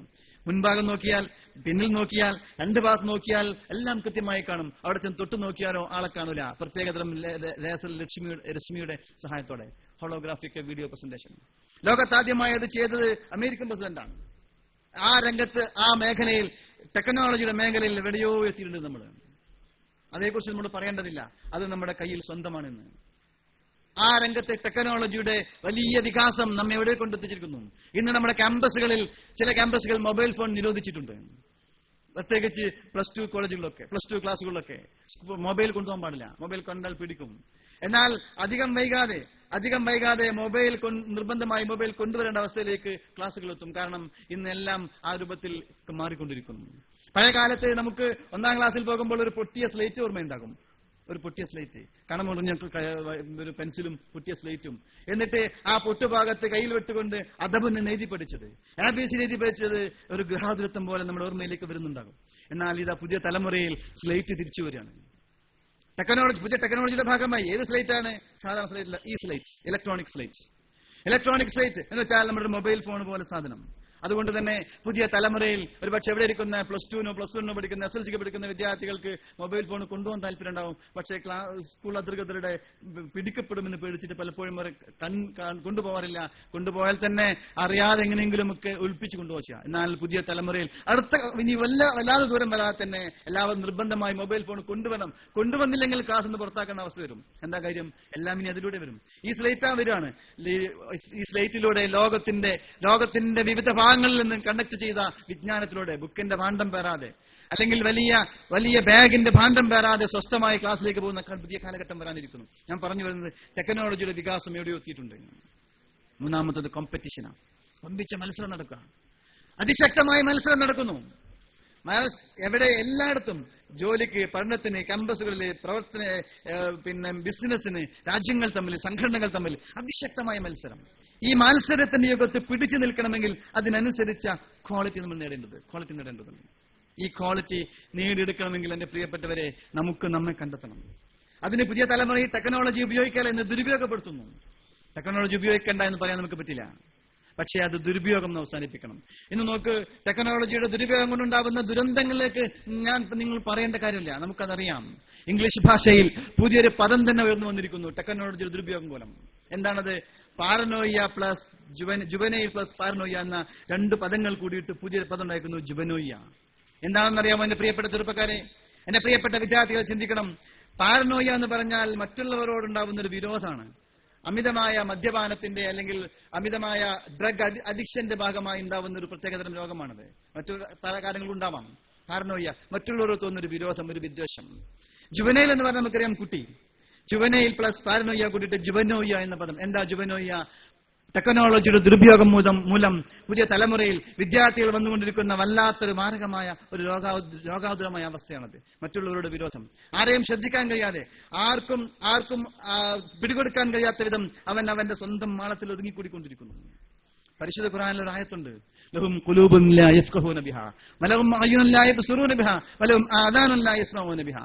പരിശുദ്ധ ഖുർആനിൽ ഈ ആയത്ത് പുതിയ തലമുറയ്ക്ക് വേണ്ടി ഇറങ്ങിയതാണെന്ന് തോന്നിപ്പോകും. നമ്മൾ അങ്ങാടിയിൽ പോകുമ്പോൾ ചെറുപ്പക്കാരുടെ കയ്യിൽ ഈ സാധനം ഉണ്ടാകും, ടെക്നോളജി, അത്യന്താധുനികമായ ടെക്നോളജിയുള്ള മൊബൈൽ ഫോൺ ഉണ്ടാകും, അല്ലെങ്കിൽ ടാബ്ലറ്റ് ഉണ്ടാകും. അവന്റെ കണ്ണുകൾ വെൽഡ് ചെയ്ത് വെച്ചിരിക്കുന്നത് അതിനുള്ളിലാണ്. അവൻ അമേരിക്കയിലാണ്, അവൻ ടോക്കിയോയിലാണ്, അവൻ ചൈനയിലാണ്, അവൻ ലോകത്ത് പറന്നു നടക്കുകയാണ്. ട്വിറ്ററിലൂടെ, വാട്സപ്പിലൂടെ, ഫേസ്ബുക്കിലൂടെ അവൻ ലോകം അവന്റെ വിരൽത്തുമ്പിൽ ഒതുങ്ങി നിൽക്കുന്നു. പക്ഷേ അവന്റെ സ്വന്തം വീട്ടിൽ നടക്കുന്ന കാര്യം, എന്തിനവന്റെ തൊട്ടടുത്തിരിക്കുന്ന സുഹൃത്തിന് പറ്റുന്ന പ്രയാസങ്ങൾ പോലും തിരിച്ചറിയാൻ പറ്റുന്നില്ല. പക്ഷേ അമേരിക്കയിൽ അനുനിമിഷം നടക്കുന്ന കാര്യങ്ങൾ അവന്റെ വിരൽത്തുമ്പിലൂടെ അറിയുന്നു. അവന്റെ കണ്ണുണ്ട്, കാണുന്നില്ല. നോക്ക് നിങ്ങൾ, കണ്ണുകളുണ്ട്, പക്ഷെ അവൻ നല്ലത് കാണുന്നില്ല, കാണേണ്ടത് കാണാനുള്ള കരുത്ത് അവന്റെ കണ്ണിനില്ല. അവൻ കാണുന്നത് ഇത്തരം കാര്യങ്ങളാണ്. അവൻ 24 മണിക്കൂറും വാട്സപ്പിലാണ്, അവൻ ഫേസ്ബുക്കിലാണ്, അവൻ ട്വിറ്ററിലാണ്, അവൻ സോഷ്യൽ മീഡിയയിലാണ്. അങ്ങനെ അവന്റെ കണ്ണുകൾ വെൽഡ് ചെയ്ത് വെച്ചിരിക്കുന്നു. പഴയ കാലത്ത് നമുക്കറിയാം, നമ്മുടെ ഉപ്പമാരൊക്കെ നമ്മുടെ ചെറുപ്പകാലത്ത് ക്യാമ്പസ് പൂട്ടിക്കഴിഞ്ഞാൽ പറയാറുണ്ടായിരുന്നു, കളിച്ച് വൈകുന്നേരം വരെ ആ ഒരു കോലത്തിലായി വന്നാൽ പറയും, എന്റെ കോലം കണ്ടില്ലേ, ഒന്ന് കളി മതിയാക്കിയിട്ട് ഒന്ന് അകത്തേക്ക് കയറി വരുമെന്ന് പറയും. വാട്സപ്പിൽ പ്രചരിക്കുന്ന ഒരു തമാശയല്ല, ഒരു കാര്യമാണ്. നിന്റെ കോലം കണ്ടില്ലേ, രാവിലെ പോയതാണ്, ഭക്ഷണം കഴിച്ചിട്ടില്ല, അതുകൊണ്ട് ഇനി പുറത്തു നിന്നൊന്നും വന്നാൽ അകത്തേക്ക് കയറുന്നോ, ഇനി കളി മതിയാക്ക് എന്ന് പറയുമായിരുന്നു നമ്മുടെ പിതാക്കൾ, നമ്മുടെ ഉമ്മമാർ. ഇന്ന് പുതിയ തലമുറ പുറത്തു പോകുന്നില്ല. അവൻ ഗ്രൗണ്ടിൽ അവനെ കാണുന്നില്ല, അവൻ നാട്ടിൽ അവനെ കാണുന്നില്ല, എവിടെയും അവനെ കാണുന്നില്ല. ചെറുപ്പക്കാരെന്ന് എവിടെയും കാണുന്നില്ല. എവിടെയാ ഉള്ളത് ചെറുപ്പക്കാർ? എവിടെയുള്ളത്? അവൻ നാട്ടിലില്ല, വീട്ടിലില്ല, മരണ വീട്ടിലെ ദുഃഖത്തിലില്ല, കല്യാണം വീട്ടിലെ സന്തോഷത്തിലില്ല, രാഷ്ട്രീയ പാർട്ടികളുടെ ജാഥയിലില്ല, സമൂഹത്തിൽ എവിടെയും അവനെ കാണുന്നില്ല. ചെറുപ്പക്കാരാ, നീ എവിടെയാണ് ഒളിച്ചിരിക്കുന്നത്? അവൻ ഇരിക്കുന്നത് ഇത്തരം വിഷ്വൽ മീഡിയയിലുള്ളിൽ അകത്ത് അവൻ കടന്നിരിക്കുന്നു.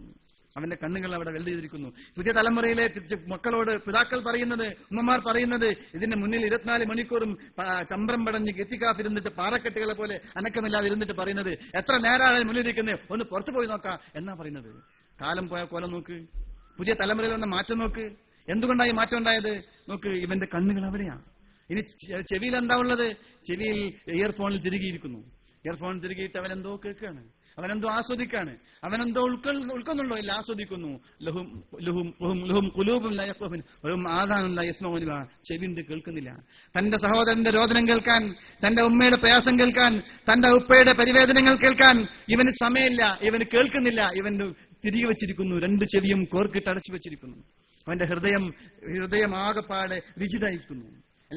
എല്ലാം കൊണ്ടും പ്രയാസകരമായ അവസ്ഥയിലേക്ക് കാര്യങ്ങൾ എത്തിപ്പെട്ടിരിക്കുന്നു പുതിയ തലമുറയുടെ. അതുകൊണ്ട് ഇത് ഉപയോഗപ്പെടുത്തണ്ട എന്നല്ല, ഉപയോഗിക്കണം, പക്ഷെ ദുരുപയോഗപ്പെടുത്തരുത്. അങ്ങനെ ദുരുപയോഗപ്പെടുത്തിയ പുതിയ തലമുറയിൽ വന്ന ദുരന്തപൂർണമായ അവസ്ഥയിലേക്കാണ് വിരൽ ചൂണ്ടിക്കൊണ്ടാണ് ഇതേക്കുറിച്ച് പഠിച്ചിട്ടുള്ള ആളുകൾ നമ്മെ ബോധ്യപ്പെടുത്തുന്നത്. അതുകൊണ്ട് നിങ്ങളുടെ മക്കൾക്ക്, നമ്മുടെ പുതിയ ക്യാമ്പസിലെ പുതിയ തലമുറക്ക് വാട്സപ്പോ ഫേസ്ബുക്കോ അല്ലെങ്കിൽ പിന്നെ മറ്റു ടെക്നോളജിയുടെ ഉപയോഗങ്ങളോ ഉണ്ടായിക്കോട്ടെ, പക്ഷെ അത് ഉപയോഗപ്പെടുത്താൻ നമുക്ക് പറ്റണം, ദുരുപയോഗപ്പെടുത്താതിരിക്കണം എന്ന മെസ്സേജാണ് എന്റെ പ്രിയപ്പെട്ടവരെ ഈ വിഷയത്തിൽ എനിക്ക് സൂചിപ്പിക്കാനുള്ളത്. നമുക്ക് അതോടൊപ്പം തന്നെ നമ്മൾ തിരിച്ചറിയുന്ന മറ്റൊരു വസ്തുത, കോമ്പറ്റീഷൻ നടക്കല്. ഈ മത്സരത്തിന്റെ യുഗത്തിൽ നമുക്ക് പിടിച്ചു നിൽക്കാനുള്ള കരുത്ത് നമുക്കുണ്ട്, പക്ഷെ അത് നമ്മൾ തിരിച്ചറിയണം, അത് നമ്മൾ വിനിയോഗിക്കണം. അങ്ങനെ വന്നാൽ മാത്രമേ നമുക്ക് മുന്നോട്ട് പോകാൻ സാധിക്കൂ.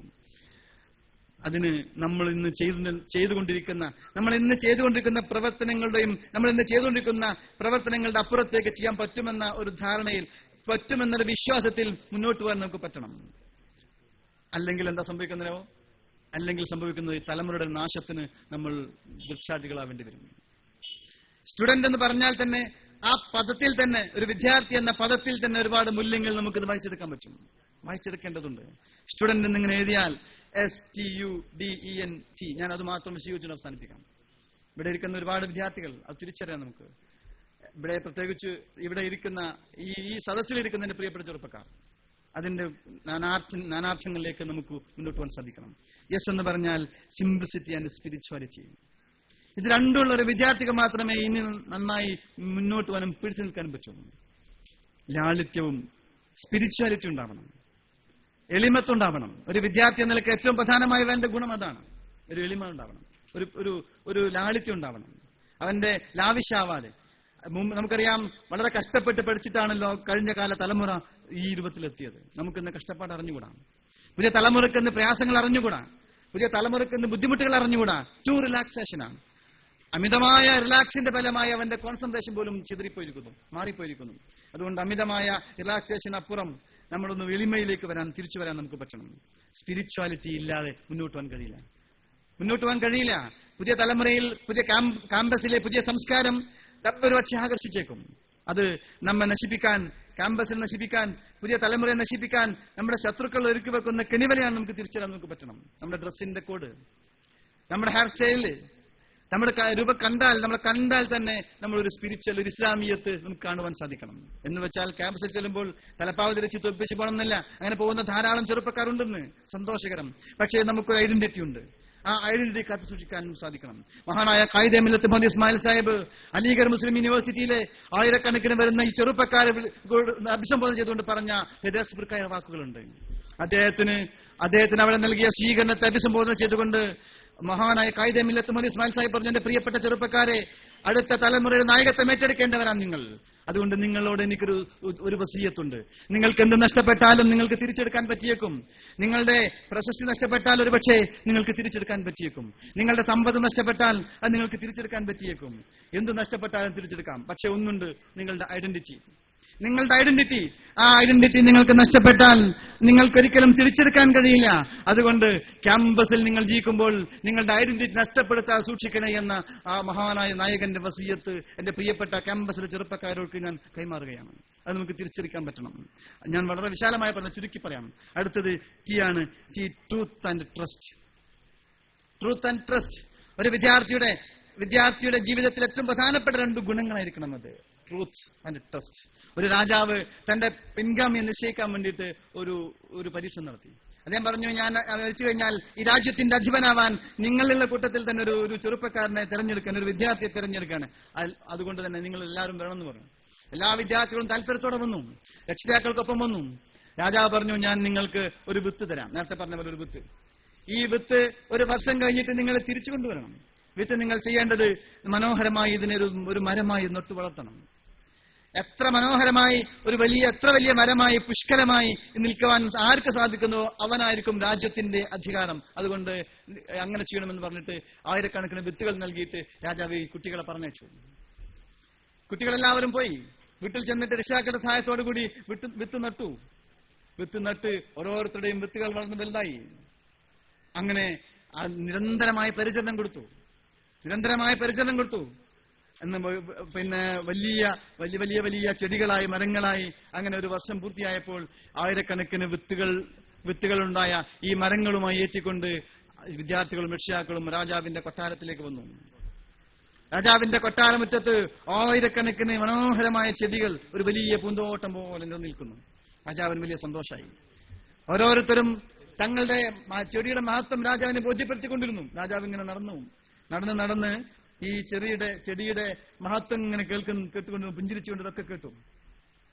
ഓരോരുത്തരും വിചാരിച്ചു എന്റെ ചെടിയാ വലുത് എന്ന് പറഞ്ഞിട്ട് ഓരോരുത്തരും സ്വന്തം അഭിനന്ദിക്കാൻ തുടങ്ങി. പക്ഷെ ഒരു കുട്ടി മാത്രം ആ കുട്ടിയുടെ കയ്യിൽ ചെടിച്ചട്ടി മാത്രമേ ഉള്ളൂ. ചെടി വളർന്നിട്ടില്ല, ചെടിച്ചട്ടി മാത്രം. ആ ദുഃഖത്തോടു കൂടി ഇരിക്കുന്ന കുട്ടിയോട് ചോദിച്ചു, മോൻ എന്താ ചെടി എവിടെയെന്ന് ചോദിച്ചു. ആ കുട്ടി പറഞ്ഞു, മഹാരാജാവേ, അങ്ങ് എനിക്ക് തന്ന ഈ ചെടിയുടെ വിത്തുണ്ടല്ലോ, ആ വിത്ത് ഞാൻ നട്ടു, അതിന് വെള്ളമൊഴിച്ചു കൊടുത്തു, വളമൊഴിച്ചു കൊടുത്തു, അതിന് പരിചരിച്ചു. ഇതുവരെ ഈ ഒരു വർഷക്കാലം നിരന്തരമായി ഞാൻ പരിചരിച്ചു. പക്ഷേ അത് വളർന്നില്ല, അത് മുരടിച്ചുപോയി, അത് നശിച്ചുപോയി, അത് ഇതുവരെ അതിന്റെ മുള പൊട്ടിയിട്ടില്ല. അതുകൊണ്ട് തന്നെ ഞാൻ എനിക്ക് അങ്ങ് തന്ന ഈ വിത്ത് ഈ ചെടിച്ചട്ടിയുമായി ഇങ്ങോട്ട് വന്നിട്ടുള്ളത് എന്ന് പറഞ്ഞു. മറ്റുള്ളവർ പരിഹസിക്കാൻ തുടങ്ങി. വിധി, ബാക്കിയുള്ളവരൊക്കെ മനോഹരമായ ചെടികളുമായി വന്നിരിക്കുന്നു. അവസാനം എല്ലാം കേട്ടുകഴിഞ്ഞ് രാജാവ് പറഞ്ഞു, ഞാൻ മരിച്ചു കഴിഞ്ഞാൽ ഈ രാജ്യത്തിന്റെ അധിപനായി എന്റെ അനന്തരഗാമിയായി ഈ ചെടി വളരാത്ത ഈ ചെറുപ്പക്കാരൻ ഞാൻ തെരഞ്ഞെടുത്തിരിക്കുന്നു എന്ന് പറഞ്ഞു. എന്താ സംഭവിച്ചത്? രാജാവ് പറഞ്ഞു, നിങ്ങളൊക്കെ കള്ളത്തരം ചെയ്തു. നിങ്ങൾക്ക് ഞാൻ തന്ന വിത്ത് പുഴുങ്ങിയ വിത്തായിരുന്നു, ഒരിക്കലും അത് വളരുമായിരുന്നില്ല. നിങ്ങളിൽ എത്ര പേര് സത്യസന്ധത കാണിക്കുമെന്ന് അറിയാൻ വേണ്ടിയിട്ടാണ് ഞാൻ അത് ചെയ്തത്. അധികാരം കിട്ടണമെന്ന താല്പര്യത്തോടുകൂടി നിങ്ങളും നിങ്ങളുടെ രക്ഷിതാക്കളും അത് കൂട്ടുനിന്നു. അതുകൊണ്ട് നിങ്ങൾക്കൊന്നും രാജ്യം ഭരിക്കാനുള്ള ഏറ്റവും പ്രധാനപ്പെട്ട ക്വാളിറ്റി ഇല്ല. അതുകൊണ്ട് ഈ ചെറുപ്പക്കാരനാണ് ഉള്ളത്, ഇവനെ രാജാവായി വാഴുന്നു. സത്യസന്ധത, എന്റെ പ്രിയപ്പെട്ട ചെറുപ്പക്കാരെ, നമ്മുടെ ഏറ്റവും വലിയ ക്വാളിറ്റിയായി മാറുവാൻ നമുക്ക് സാധിക്കണം. ട്രസ്റ്റ് ഉണ്ടാവണം. ട്രസ്റ്റ് എന്ന 5 അക്ഷരത്തിലാണ് ലോകം നിലനിൽക്കുന്നത്. അതില്ലെങ്കിൽ അതെല്ലാം നശിച്ചു പോകും. അതോടൊപ്പം തന്നെ യൂണിറ്റി ആൻഡ് യുണീക്നെസിനെ കുറിച്ച് നമ്മൾ നേരത്തെ പറഞ്ഞു. നമ്മുടെ യുണീക്നെസ് കണ്ടെത്തുകയും ഒരുമിച്ച് നിൽക്കാൻ പറ്റണം. എവിടെയാണെങ്കിലും, ക്യാമ്പസിലാവട്ടെ, നാട്ടിലാവട്ടെ, സമൂഹത്തിലാവട്ടെ, നമ്മുടെ കഴിവുകൾ, ഒരുത്തൻ കരുത്തനല്ല, ഒരു മരം കാവലല്ല. ഒരുത്തിന് എത്ര ശക്തി ഉണ്ടായാലും, എത്ര യുണീക്നെസ് ഉണ്ടായാലും, എത്ര കരുത്തുണ്ടായാലും അവന് ഒരു പരിധി വരെ കാര്യങ്ങൾ ചെയ്യാൻ പറ്റൂ. എന്നാൽ ഒരാൾ കൂടി കൂടുമ്പോൾ ഒരു ടീമാവുന്നു, കരുത്തുണ്ടാവുന്നു. അതുകൊണ്ട് യൂണിറ്റി ഉണ്ടാവണം. അള്ളാഹുവിന്റെ സഹായം ഉണ്ടാവുന്ന ഒരുമിച്ച് നിൽക്കുമ്പോഴാണ്. നമ്മുടെ വിഭാഗത്തിലൊക്കെ പരിശോധനയൊക്കെ എല്ലാത്തിലും ഒരുമയുടെ കാഹളങ്ങളുണ്ട്. ഒരാൾ തനിച്ച് നിസ്കരിക്കുന്നതിനേക്കാൾ ഒരാൾ കൂടി ഉണ്ടാകുമ്പോൾ അത് ജമാഅത്ത് എന്ന് പറയുന്നു. അതിന് 27 ഇരട്ടി പ്രതിഫലമുണ്ട്. ഒരു ജമാഅത്തിന്റെ കൂലിയാണത്, ഒരുമിച്ച് നിൽക്കുന്നതിന്റെ കൂലിയാണത്, സംഘടനയുടെ പ്രാധാന്യമാണത്. ആഴ്ചയിൽ ഒരിക്കൽ നമ്മൾ പള്ളിയിൽ ഒരുമിച്ച് കൂടുന്നു. എല്ലാ 5 വക്തിനും, എല്ലാ ദിവസവും 5 വക്തിനും ചെറുപ്പക്കാർ പള്ളിയിൽ ഒരുമിച്ച് കൂടണം. സാമൂഹിക മനഃശാസ്ത്ര പ്രവേശിക എന്ന പുസ്തകത്തിൽ ഒരു സംഘം മനഃശാസ്ത്രജ്ഞന്മാർ പറഞ്ഞ വാചകമുണ്ട്, മനുഷ്യന്മാർ നിരന്തരമായി കണ്ടുമുട്ടുമ്പോൾ അവരറിയാതെ അവർക്കിടയിൽ ഒരു സംഘബോധം ഉണ്ടാവും. നമുക്ക് നമ്മുടെ വിവാഹത്തിലെ ഒരു മനഃശാസ്ത്ര വശം വലിച്ചു നോക്ക്.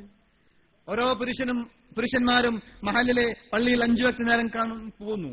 അവർ പരസ്പരം കാണുന്നു, മുസാഫത്ത് ചെയ്യുന്നു. വേണ്ട, തിരക്കാണ്, ബിസിയാണ്, അതുകൊണ്ട് നമുക്ക് വ്യത്യസ്ത പള്ളിയിലാണ് പോകുന്നത്. അല്ല, വെള്ളിയാഴ്ചയെങ്കിലും നമ്മൾ ജുമഅക്ക് നാട്ടിൽ വരുമല്ലോ, ആഴ്ചയിൽ ഒരിക്കലെങ്കിലും നമ്മൾ കാണുന്നു, കൈപിടിക്കുന്നു, മുസാഫാത്ത് ചെയ്യുന്നു, കണ്ണിൽ നോക്കുന്നു, പുഞ്ചിരിക്കുന്നു, പരസ്പരം കാര്യങ്ങൾ പങ്കുവെക്കുന്നു, ഒരു ബന്ധം ഉണ്ടാവുന്നു. അറിയാതെ ഒരു താല്പര്യം, അറിയാതെ ഒരു ബന്ധമായി മാറുന്നു.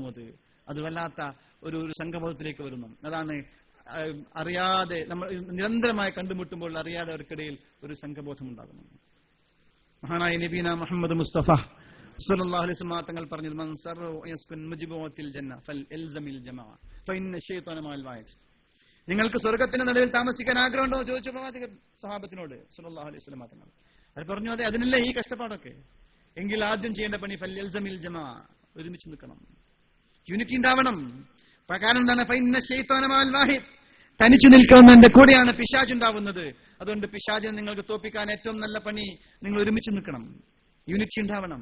സംഘചേതനയുടെ ഒപ്പം നിന്നുകൊണ്ട് നമ്മുടെ കഴിവുകൾ തേച്ചു മിനുക്കിയിട്ട് അള്ളാഹുവിന്റെ മാർഗത്തിൽ വിനിയോഗിക്കുവാൻ സാധിക്കണം. അപ്പോൾ കരുത്ത് കൂടുതൽ ജ്വലിപ്പിക്കാൻ നമുക്ക് പറ്റും.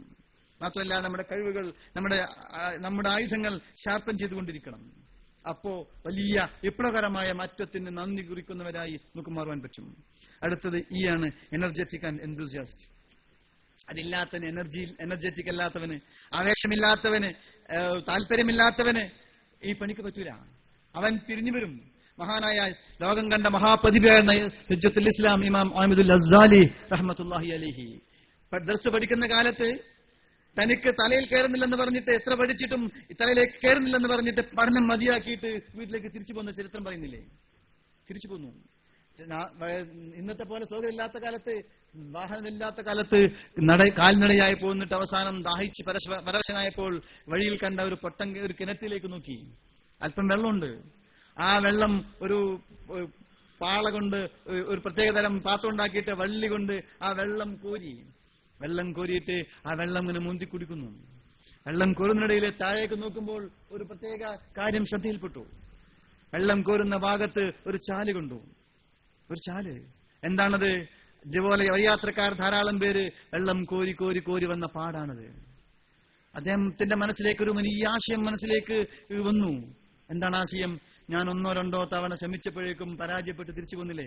ഇവിടെ പാട് വന്നത്, ഇവിടെ അടയാളം വന്നത് ധാരാളക്കണക്കിന് തവണ ഇങ്ങനെ സംഭവിച്ചപ്പോഴാണ്. അതുകൊണ്ട് 1-2 തവണ ശ്രമിച്ചിട്ട് പരാജയപ്പെടുമ്പോഴേക്ക് തിരിച്ചു പോകേണ്ടവനല്ല ഞാനെന്ന് പറഞ്ഞുകൊണ്ട് തന്റെ തീരുമാനം മാറ്റിയിട്ട് തിരിച്ചുപോയി ഉസ്താദിന്റെ അടുക്കിലേക്ക്. അങ്ങനെ പഠിച്ചു. ലോകം കണ്ട മഹാപ്രതിഭയെ വളർന്നു ഇമാം ഗസാലി റഹ്മത്തുള്ളാഹി അലൈഹി.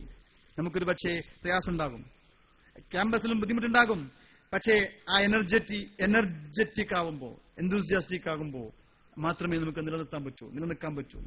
അടുത്തത് എന്നാണ് നോവൽറ്റി ആൻഡ് നോബിൾ. പ്രവർത്തനങ്ങളിൽ എല്ലാത്തിലും ഒരു പുതുമുണ്ടാവണം, ഒരു ഇന്നോവേഷൻ ഉണ്ടാവണം. മാത്രമല്ല ഒരു കുലീനത ഉണ്ടാവണം. നിങ്ങളുടെ സ്വഭാവത്തിൽ, പെരുമാറ്റത്തിൽ എല്ലാത്തിലും ഈ ഒരു കുലീനതയും ഒപ്പം തന്നെ ഒരു ഇന്നോവേഷൻ ഉണ്ടാവണം. കേട്ടുമടുത്ത ഇതിവൃത്തങ്ങളും പഴകിപ്പിടിച്ച മുദ്രാവാക്യങ്ങളും ആവേശമില്ലാത്ത പഴയ ശീലങ്ങളും ആർക്കും താല്പര്യമില്ല. കണ്ടുമടുത്ത മുഖങ്ങൾ, കേട്ടുമടുത്ത മുദ്രാവാക്യങ്ങൾ, പഴകിപ്പിടിച്ച സന്ദേശങ്ങൾ ആർക്കും താല്പര്യമില്ല. പുതുമയാണ് ആഗ്രഹിക്കുന്നത്. പുതുമ, ഇന്നോവേഷൻ. അതുകൊണ്ട് തന്നെ ഇസ്ലാമിക വിരുദ്ധമല്ലാത്ത രൂപത്തിൽ ഈ മേഖലയിൽ ഒരു വിദ്യാർത്ഥി എന്ന നിലയ്ക്ക് ഇന്നോവേഷൻ നമ്മുടെ ജീവിതത്തിലുണ്ടാവണം, പ്രവർത്തനത്തിലുണ്ടാവണം, പഠനത്തിലുണ്ടാവണം. അതിന് പുതിയ മാർഗങ്ങൾ കണ്ടെത്തുവാൻ നമുക്ക് സാധിക്കണം. കുലീനത നമ്മുടെ പെരുമാറ്റത്തിലുണ്ടാവണം, നമ്മുടെ ജീവിതത്തിൽ, നമ്മുടെ കണ്ടാൽ തന്നെ തോന്നണം. ഒരു താപസൻ തപസ്സിരിക്കുന്നു വഴി ഒരു മരത്തിന്റെ ചുവട്ടിൽ. രണ്ട് കണ്ണും കാണുന്നില്ല, അന്ധനാണ്. അങ്ങനെ ഒരു മനുഷ്യൻ വന്നിട്ട്, എടോ ഇതിൽ ആരെങ്കിലും പോയത് കണ്ടു എന്ന് ചോദിച്ചു. അദ്ദേഹം പറഞ്ഞു, ക്ഷമിക്കണം, ഇല്ലല്ലോ, ഞാൻ ആരെയും കണ്ടില്ലെന്ന് പറഞ്ഞു. കുറച്ചു കഴിഞ്ഞപ്പോൾ വേറെ ആൾ വന്നിട്ട് പറഞ്ഞു, ഏയ് താപസ, ഇതിൽ ആരെങ്കിലും പോയതായി താങ്കൾ കണ്ടുവോ? അപ്പോഴും പറഞ്ഞു, ക്ഷമിക്കണം, ഇതേ ചോദ്യം ചോദിച്ചുകൊണ്ട് ഒരാൾ ഇതിൽ പോയതായി ഞാൻ കേട്ടു, വേറെ ആരെയും ഞാൻ കണ്ടില്ല എന്ന്. മൂന്നാമത് അല്പസമയം കഴിഞ്ഞപ്പോൾ ഒരാൾ വന്ന് പറഞ്ഞു, ഓ താപസ ശ്രേഷ്ഠ, അങ്ങയുടെ തപസ്സിന് പ്രയാസമുണ്ടായത് എന്നോട് ക്ഷമിക്കണം, ഇതുവഴി ആരെങ്കിലും കടന്നുപോയത് താങ്കൾ കണ്ടുപോകും. അന്ധനായ മനുഷ്യൻ പറഞ്ഞത്, മഹാരാജാവേ, ഇതേ ചോദ്യം ചോദിച്ചുകൊണ്ട് അങ്ങയുടെ പട്ടാളക്കാരനും അങ്ങയുടെ മന്ത്രിയും ഇതിലെ പോയതായി എനിക്കറിയാൻ സാധിച്ചു. അത്ഭുതപരന്തനായ രാജാവ് ചോദിച്ചു, അങ്ങക്ക് കണ്ണു കാണില്ലല്ലോ, എങ്ങനെ നിങ്ങൾക്ക് മനസ്സിലായി ഞാൻ രാജാവാണെന്ന്? ഇതിലൂടെ നേരത്തെ കടന്നുപോയത് എന്റെ മന്ത്രിയാണെന്നും എന്റെ പട്ടാളക്കാരാണെന്നും അങ്ങേക്ക് എങ്ങനെ മനസ്സിലായി? അങ്ങേക്ക് 6ാം ഇന്ദ്രിയം പ്രവർത്തിക്കുന്നുണ്ടോ? അദ്ദേഹം പറഞ്ഞു, എനിക്ക് 6ാം ഇന്ദ്രിയം ഒന്നും പ്രവർത്തിക്കുന്നില്ല. പക്ഷേ എങ്ങനെ നിങ്ങൾക്ക് മനസ്സിലായെന്ന് ചോദിച്ചപ്പോൾ അദ്ദേഹം പറഞ്ഞു, അതെന്തിന് അങ്ങയുടെ പെരുമാറ്റത്തിലുണ്ടല്ലോ ആ കുലീനത, അങ്ങയുടെ പെരുമാറ്റത്തിലുണ്ടല്ലോ ആ രാജകീയത. അതെ, നമ്മുടെ പെരുമാറ്റത്തിൽ, നമ്മുടെ പ്രവർത്തനങ്ങളിൽ എല്ലാത്തിലും ആ ഒരു പ്രൗഢമായ ഇസ്ലാമിയത്തുണ്ടാവണം. അക്മലുൽ മുഅ്മിനീന ഈമാനൻ അഹ്സനുഹും ഖുൽഖ എന്ന് ത്വഹാ റസൂലുള്ളാഹി. ഒരു മനുഷ്യന്റെ വിശ്വാസം പോലും പൂർണ്ണമാവാൻ പ്രൗഢമായ സ്വഭാവം ഉണ്ടാവണം. അത് ക്യാമ്പസ് നമ്മളെ കണ്ടിട്ട് ആളുകൾ നമ്മിലേക്ക് ആകർഷിക്കപ്പെടണം. അങ്ങനെയാണ് ലോകത്ത് ഇസ്ലാം വ്യാപിച്ചത്. വാളുകൊണ്ടല്ല, അല്ലെങ്കിൽ അവനെ നിർബന്ധിച്ചു പരിവർത്തനത്തിലെത്തിയിട്ടല്ല. എല്ലാ മഹാരഥന്മാരുടെ ഇസ്ലാമിനെ പ്രബോധനം ചെയ്ത മഹത്തുക്കൾ, സുഹൃവരന്മാർ, എല്ലാവരുടെയും ജീവിത വിശുദ്ധി കണ്ടിട്ടാണ് ഇസ്ലാമിലേക്ക് ആളുകൾ വന്നത്. മഹാനായ ഖാജാ മുഈനുദ്ദീൻ ചിശ്തി അജ്മീരി തന്റെ പർണശാലയിൽ ഇരുന്നുകൊണ്ട് 90 ദശലക്ഷം രജപുത്രർക്ക് ഷഹാദത്ത് ചൊല്ലിക്കൊടുക്കാൻ സാധിച്ചത് അദ്ദേഹം പ്രസംഗിച്ചിട്ടല്ല. അദ്ദേഹം വാളെടുത്തിട്ടല്ല, അദ്ദേഹം ഭീഷണിപ്പെടുത്തിയിട്ടല്ല.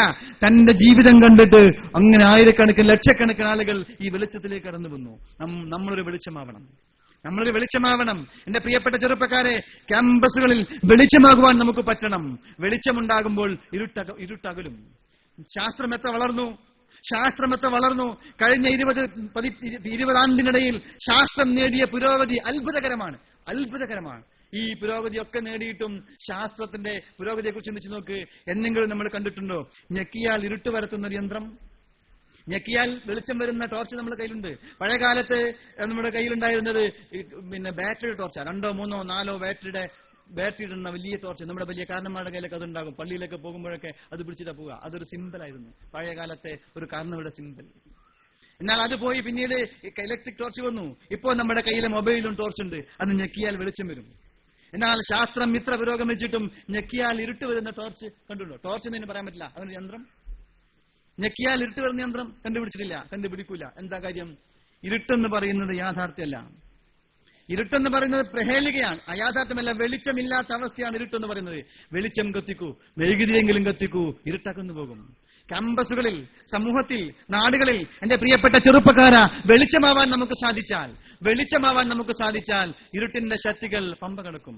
ഇന്ന് ഇരുട്ടിന്റെ ശക്തികൾ ചെയ്യുന്നത് ഇരുട്ടത്ത് പോയിട്ട് അവരുടെ പ്രവർത്തനങ്ങൾ ഉരുപ്പിക്കല്ല, വെളിച്ചം കെടുത്തിയിട്ട് അവിടെ ഇരുട്ടാക്കിയിട്ട് അവിടെ വരികയാണ്. അതുകൊണ്ട് വെളിച്ചം കെടുത്തുവാൻ ഇരുട്ടിന്റെ ശക്തികളെ നമ്മൾ ഒരിക്കലും അനുവദിക്കരുത്. അതിന് ചെറുപ്പക്കാർ വെളിച്ചമാവണം. വെളിച്ചത്തിന് പിന്നിൽ ഇരുട്ടിനല്ലേ പേടി വേണ്ടത്? നമ്മൾ സ്വയം വെളിച്ചമാണെങ്കിൽ മറ്റുള്ളവർക്ക് വെളിച്ചം നൽകുവാൻ സാധിക്കും. നമ്മൾ സ്വയം വെളിച്ചമാണെങ്കിൽ നമുക്ക് ഉപകാരപ്രദമാണ്, മറ്റുള്ളവർക്കും വൈകാണിക്കുവാൻ നമുക്ക് സാധിക്കും. അതുകൊണ്ട് വെളിച്ചമാവുന്ന സംഭവത്തിലേക്ക് നമ്മുടെ അകക്കാമ്പ് കരുത്തുള്ളവാവണം, അകത്ത് കരുത്തുണ്ടാവണം. അത് നമ്മൾ പറഞ്ഞല്ലോ, നമ്മുടെ വീട്ടിൽ വളർന്ന തെങ്ങ് നോക്ക്, തെങ്ങ് വളരുന്നു, കവുങ്ങ് വളരുന്നു, പ്ലാവും വളരുന്നു. ക്യാമ്പസിൽ വരുമ്പോൾ നമ്മൾ വളരുന്നു.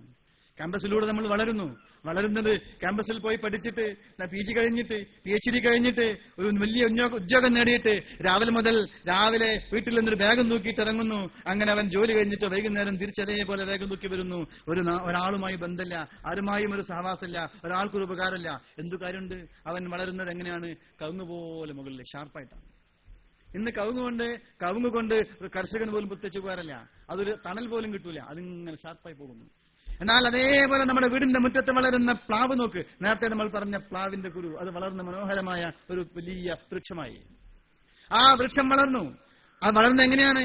അത് വളരുന്നുണ്ട്, അതിന് കരുത്തുണ്ട്, അതിന് സ്വയം കഴിവുണ്ട്. അത് വളരുന്നതോടൊപ്പം തന്നെ മറ്റുള്ളവർക്ക് വസന്തം നൽകുന്നു, മറ്റുള്ളവർക്ക് തണൽ നൽകുന്നു, മറ്റുള്ളവർക്ക് കായ്ഫലങ്ങൾ നൽകുന്നു, മറ്റുള്ളവർക്ക് സന്തോഷം നൽകുന്നു. അങ്ങനെ സ്വയം കരുത്തുണ്ടാവുന്നതോടൊപ്പം മറ്റുള്ളവർക്ക് നന്മ ചെയ്യാനുള്ള ഒരു കരുത്തുകൂടി നമുക്കുണ്ടെങ്കിൽ മാത്രമേ യഥാർത്ഥത്തിൽ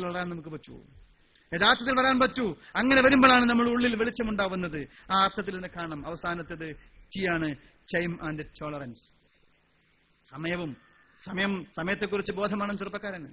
സമയത്തെക്കുറിച്ച് പറയുമ്പോൾ അതോടൊപ്പം തന്നെ സഹിഷ്ണുതയും, ക്ഷമിച്ചു നിൽക്കാൻ പറ്റണം. നാനാജാതി പ്രയാസങ്ങൾ ഉണ്ടാകും. മഹാനായ നബിയുനാ മുഹമ്മദ് മുസ്തഫ സല്ലല്ലാഹു അലൈഹി വസല്ലം തങ്ങൾ പറഞ്ഞു, യഅ്തിയലന്നാസ് സമാനുൻ അസ്സാബിറു ഫിഹി മലാദീനി ഖൽ ഖാബിദൽ ജംറ ഫലു അജ്റുഹു യത്തശഹീദ്. എന്തൊരു മനോഹരമായ വർത്താനാണത്. അവസാന കാലഘട്ടം വരാനുണ്ട്. അന്ന് പരിശുദ്ധമായ ദീനിന്റെ കാര്യങ്ങൾ മുറുകെ പിടിച്ച് ജീവിക്കുന്ന മനുഷ്യൻ കയ്യിൽ തീക്കട്ട പിരിച്ചവനെ പോലെ ഉരുകിയൊലിക്കും. എത്ര മനോഹരമായ ഉപമ! കയ്യിൽ തീക്കട്ട പിടിച്ചവനെ പോലെ ഉരുകിയൊലിക്കും. അവസാന കാലഘട്ടത്തിൽ പരിശുദ്ധമായ ദീനീ പ്രവർത്തനങ്ങൾ മുറുകെ പിടിച്ചു നിൽക്കുന്ന ക്യാമ്പസിൽ മാത്രമല്ല എവിടെയും തന്റെ ഉത്തരവാദിത്വം, തന്റെ ഐഡന്റിറ്റി, തന്റെ വ്യക്തിത്വം, തന്റെ പരിശുദ്ധമായ ഇസ്ലാമിയത്ത് കാസൂക്ഷിക്കുവാൻ സാധിക്കുന്നവന് പ്രയാസമായിരിക്കും. ഈ തീക്കട്ട കയ്യിൽ പിടിച്ചവർ ഉരുകിയൊലിക്കും. നാനാഭാഗത്തുനിന്നും പരിയാസതകളായിരിക്കും, നാനാഭാഗത്തുനിന്നും പ്രശ്നങ്ങളായിരിക്കും, അപഹാസ്യതകളായിരിക്കും.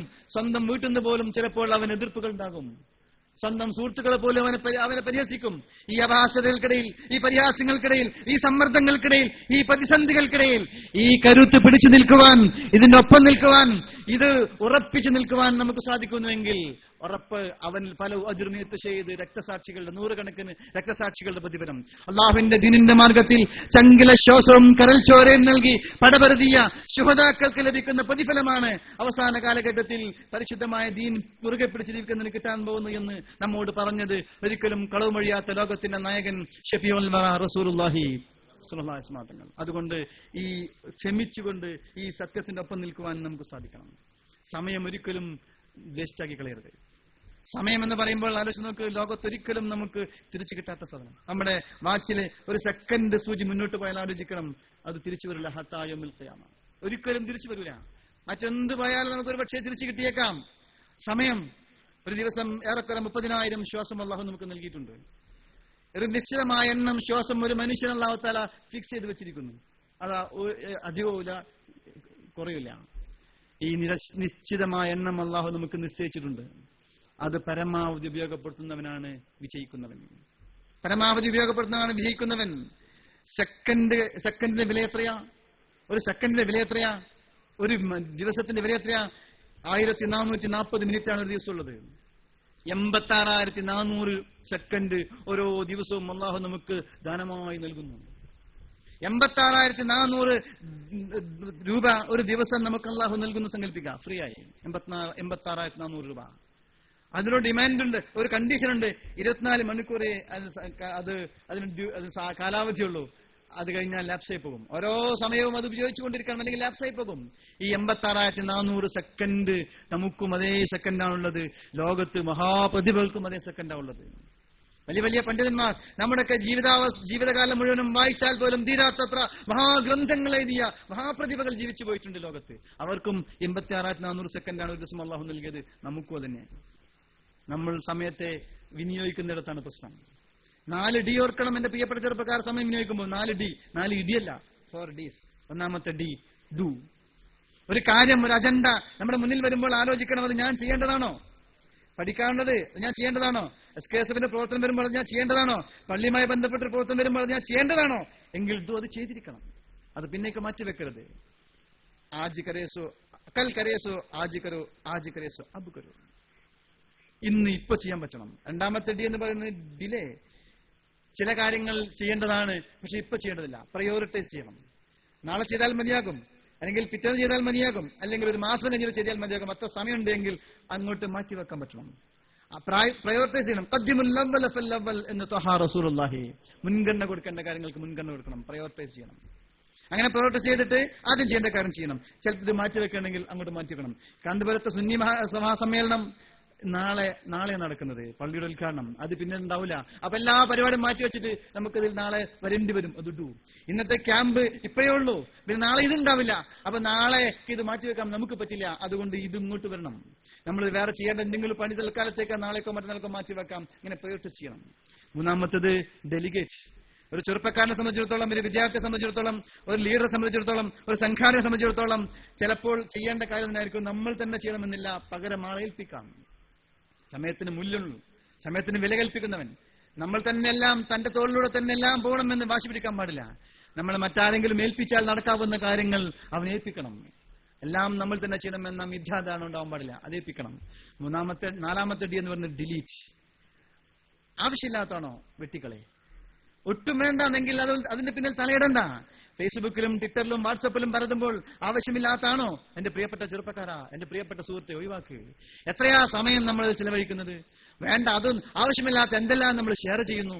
അത് ഷെയർ ചെയ്യുമ്പോൾ നമ്മൾ അടുത്ത് വന്നിട്ട് അതൊന്ന് ഡൗൺലോഡ് ചെയ്യണം, അത് വേണ്ട ഒന്ന് ഡിലീറ്റ് ചെയ്യാനും എത്രയോ സമയം നമ്മൾ വിനിയോഗിക്കുന്നത്. സമയത്തിന്റെ മൂല്യം എത്രയാ, സമയത്തിന്റെ വില എത്രയാ. അതുകൊണ്ട് എന്റെ പ്രിയപ്പെട്ട ചെറുപ്പക്കാരെ, നിങ്ങൾ ഓർക്കണം, സെക്കൻഡിന്റെ 1000 അംശത്തിന്റെയും ഒക്കെ മൂല്യം മനസ്സിലാക്കിയവരാണ് ലോകത്തെ പലരും. നമുക്കത് തിരിച്ചറിയുന്നില്ല. ആ രൂപത്തിലേക്ക് അതിനെ കാണണമെന്നാണ് പറയാനുള്ളത്. അതുകൊണ്ട് ഞാൻ വിശാലമായി പറയുന്നതിൽ അവസാനിപ്പിക്കുന്നു. നമുക്ക് കഴിയില്ല എന്ന ധാരണ മാറ്റിയിട്ട് മുന്നോട്ട് വരണം. കളയെക്കുറിച്ചും പറയണ്ടേ. കള, വിളയുടെ ഭാഗത്തുണ്ടാവുന്ന കള. നെല്ല് കൃഷി ചെയ്യുമ്പോൾ അവിടെ ഗോതമ്പ് വളർന്നാൽ ആ നെൽകൃഷി അത് കളയാം. നെൽകൃഷി നടക്കുന്നിടത്ത് പുല്ല് വളർന്നാൽ ആ പുല്ലവിടെ കളയാണ്. എന്നാൽ പുല്ല് കൃഷി ചെയ്യുന്നിടത്തോ അത് കൃഷിയാണ്, അവിടെ അത് വിളയാണ്. എന്നപോലെ നമ്മുടെ ചെറുപ്പക്കാർക്കിടയിൽ, നമ്മുടെ പ്രവർത്തകന്മാർക്കിടയിൽ ചിലപ്പോൾ കളകൾ ഉണ്ടാവാം. അത് കള ഒഴിവാക്കേണ്ടതല്ല. ആ കള ഒരു പക്ഷേ നമുക്ക് വേറെ എടുത്ത് ഉപകാരപ്പെടും. അവന്റെ കഴിവുകൾ നമുക്ക് വേറെ എടുത്ത് ഉപയോഗപ്പെടുത്താൻ പറ്റിയേക്കും. അതുകൊണ്ട് കളകൾ നമ്മൾ മാറ്റേണ്ടതില്ല. കളകളെ വിളകളാക്കി ഉപയോഗപ്പെടുന്നിടത്താണ് നമ്മൾ വിജയിക്കുന്നത്. നേരത്തെ പറഞ്ഞ ചെടിയുടെ കാര്യത്തിലേക്ക് തിരിച്ചു പോവാം. ആ ചെടി നമ്മൾ വെള്ളം ഒഴിച്ചു കൊടുക്കുന്നു, ചുറ്റും ഒരു വേലി കെട്ടി കൊടുക്കുന്നു. ചെറുപ്പക്കാർ ശ്രദ്ധിക്കണം. അത് വളരുമ്പോ എന്തിനാ വേലി? ആ ചെടി വളരുമ്പോൾ വേലി കൊടുക്കുന്നത് ചെടിയോടുള്ള വിരോധത്തിനല്ലല്ലോ. ചെടിയോടുള്ള ദേഷ്യത്തിനല്ലല്ലോ, ആ ചെടി മറ്റു മൃഗങ്ങൾ വന്ന് നശിപ്പിക്കാതിരിക്കാൻ, ശത്രുക്കൾ വന്ന് നശിപ്പിക്കാതിരിക്കാൻ.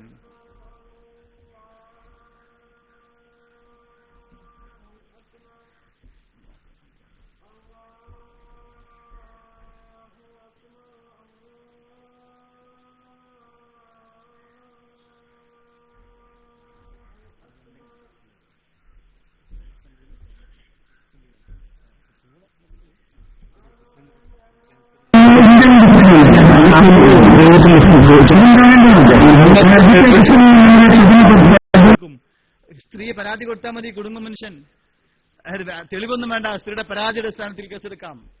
ആ കുടുങ്ങി അവസാനം ഇയാൾ ഡിപ്ലോമാറ്റിക്കായിട്ട് നേരിട്ടു. എങ്ങനെയാ ചെയ്തെന്നറിയാമോ? തൽക്കാലം ഒരു പൊട്ടനായി അഭിനയിച്ചു. എഴുതി തരാൻ പറഞ്ഞു. എന്താണോ കാര്യം അത് മനസ്സിലാവുന്നില്ല, അതുകൊണ്ട് എഴുതി തരാൻ പറഞ്ഞു. പെൺബുദ്ധി പിൻബുദ്ധി എന്നാണല്ലോ. പെണ്ണുങ്ങൾക്ക് മുടി നീളുണ്ടാവും, മുടിയുടെ നീളുണ്ടാവും, പക്ഷെ ബുദ്ധി കുറവെന്നുള്ള ഇവിടുത്തെ പെണ്ണുങ്ങളല്ലോ കേട്ടോ, ഞങ്ങളുടെ നാട്ടിലെ പെണ്ണുങ്ങൾ. എന്ന പോലെ ഈ അദ്ദേഹം തങ്ങള് ഒരു പുറത്തിൽ ഖുർആൻ 500 രൂപ കിട്ടല്ലേ വെറുതെ, ഉടനെ എഴുതി നിങ്ങൾ എനിക്ക് 500 രൂപ ഇപ്പോൾ തരണം, അല്ലെങ്കിൽ ഞാൻ നിങ്ങൾക്കെതിരെ എന്നെ അപമാനിക്കാൻ ശ്രമിച്ചു കേസ് കൊടുക്കുന്നുണ്ട്. ഈ പേപ്പർ വാങ്ങി ഈ പേപ്പർ കൊടുത്തിട്ട് പരാതി കൊടുത്തു. ഉടൻ വന്ന് ഈ പെണ്ണിനെ അറസ്റ്റ് ചെയ്ത് കൊണ്ടുപോയി. അറസ്റ്റ് നോക്ക്. എന്ന പോലെ പ്രതിസന്ധികളും പ്രയാസങ്ങളും ഉണ്ടാകുമ്പോൾ നയപരമായി കാര്യങ്ങൾ തീരുമാനമെടുക്കാനും ഇടപെടാനും പറ്റണം. അത് പറ്റണമെങ്കിൽ നേരത്തെ പറഞ്ഞ പോലെ ഉള്ളിലുള്ളൊരു കരുത്ത് നമുക്ക് ഉണ്ടാക്കിയെടുക്കാൻ പറ്റണം. അതിന് നേരത്തെ പറഞ്ഞ തരത്തിലുള്ള ഒരു നെഗറ്റീവ് ആറ്റിറ്റ്യൂഡ് നമുക്ക് ഉണ്ടാകാൻ പാടില്ല. നമ്മൾ പലപ്പോഴും അങ്ങനെയാണ്. ഏത് കാര്യത്തിലും നെഗറ്റീവായി കാണാം. എന്ത് ഗുണം കിട്ടിയാലും കുറച്ച് കഴിഞ്ഞാൽ മറന്നുപോകും. പടച്ചിലപ്പോൾ എത്ര അനുഗ്രഹം തന്നാലും അത് അനുഗ്രഹത്തെ കുറിച്ച് നമുക്ക് ഓർമ്മ ഉണ്ടാവില്ല. ഇപ്പൊ നോക്കി നിങ്ങൾ, ഇപ്പൊ ഇടയ്ക്കിടയ്ക്ക് മഴ പെയ്യുന്നുണ്ട്. എന്നാൽ കുറച്ച് ആഴ്ച മുമ്പ് മഴയില്ലാതെ നമ്മൾ കഷ്ടപ്പെടായിരുന്നു. ചൂടോട് ചൂട്, കുടിവെള്ളത്തിന് പോലും കഷ്ടപ്പെടായിരുന്നു. അന്ന് നമ്മളിങ്ങനെ ആലോചിക്കുന്നു, എന്താ മഴ പെയ്യാത്ത, മഴ. പക്ഷെ ഇപ്പൊ മഴ പെയ്തപ്പോ പറയണേ മഴ ശല്യമായിപ്പോയി അല്ലെ? മഴ ശല്യം. ഈ മനുഷ്യന്റെ, പ്രത്യേകിച്ച് മലയാളികളുടെ ഇത്തരം ഒരു ആറ്റിറ്റ്യൂഡിനെ പരിഹസിച്ചുകൊണ്ട് മനോഹരമായി അതേക്കുറിച്ച് പറഞ്ഞ ജി കുമാരപിള്ളയുടെ ഒരു കവിതാ ശകലുണ്ട്. ഞാൻ നിങ്ങളുമായി പങ്കുവെക്കാണ്. വളരെ വളരെ മനോഹരമായി തോന്നി. നമ്മുടെ ആറ്റിറ്റ്യൂഡ് എങ്ങനെയാ? എന്ത് ഗുണം വന്നാലും നമുക്കപ്പോ ഓർമ്മ ഉണ്ടാവും, പിന്നെ ഓർമ്മ ഉണ്ടാവില്ല, പിന്നെ അതിന് തിരിച്ചുണ്ടാവുക. ഈ മഴ വരുമ്പോ നമുക്ക് സന്തോഷമാവും, മഴ വന്നല്ലോ. എന്നാൽ മഴ ഇങ്ങനെ തുടർന്നാലോ പിന്നെ മഴയെക്കുറിച്ച് ശല്യമാവും. ആ മഴ വന്ന കാലത്തെ മഴയെക്കുറിച്ച് അദ്ദേഹം പറയുന്നുണ്ട്, മഴയൊന്നു നിന്നെങ്കിൽ മതിയായി വെള്ളം, വെയിലൊന്നു വന്നെങ്കിൽ മുടിയട്ട ശൈത്യം. മഴ വന്ന കാലത്ത് മഴ തന്നെ നിത്യം, ഒരു തുള്ളി തോരാത്ത മഴയെന്തു ശല്യം. അകമേ കിടന്നാൽ ഇരുളിന്റെ ശൂലം, വെളിയിൽ കിടക്കേണ്ട കുളിരിന്റെ കുന്തം. വെറികണ്ട് തോറ്റിട്ടു മഴയത്ര കാത്തു, മഴയോർത്ത് നോറ്റൊരു മനമെത്ര കേണു. വെയിൽ വന്ന കാലത്ത് മഴയത്ര ശല്യം, മഴ വന്ന കാലത്ത് മഴയത്ര നാശം. നമ്മുടെ ആറ്റിറ്റ്യൂഡ് അങ്ങനെയാ. മഴ വന്നാൽ ഇപ്പോ ഇങ്ങനെ 2 ദിവസം അടുപ്പിച്ച് മഴ ചെയ്താൽ നമുക്ക് മഴയോട് ശല്യം, എന്തൊരു ശല്യം, എന്തൊരു ബുദ്ധിമുട്ട്, എന്തൊരു ഇടി, എന്തൊരു മിന്നൽ എന്ന് പറഞ്ഞുകൊണ്ട് അതിനെ വളരെ നെഗറ്റീവായി കാണുന്ന അവസ്ഥാവിശേഷം. എന്നാൽ മഴ വന്നാൽ മഴയില്ലാത്ത കാലത്ത് മഴ വന്നാൽ സന്തോഷം, കുറച്ച് കഴിഞ്ഞാൽ ദുഃഖമായി മാറുന്നു.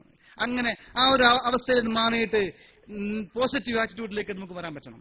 അത് പറ്റണമെങ്കിൽ നേരത്തെ പറഞ്ഞ ഈ ക്വാളിറ്റികൾ എന്റെ പ്രിയപ്പെട്ട ചെറുപ്പക്കാരെ നമുക്ക് കാത്തുസൂക്ഷിക്കാൻ പറ്റണം. നേരത്തെ പറഞ്ഞ ആ ചെടിക്ക് എന്തിനാണ് വേലി കെട്ടി കൊടുക്കുന്നത്?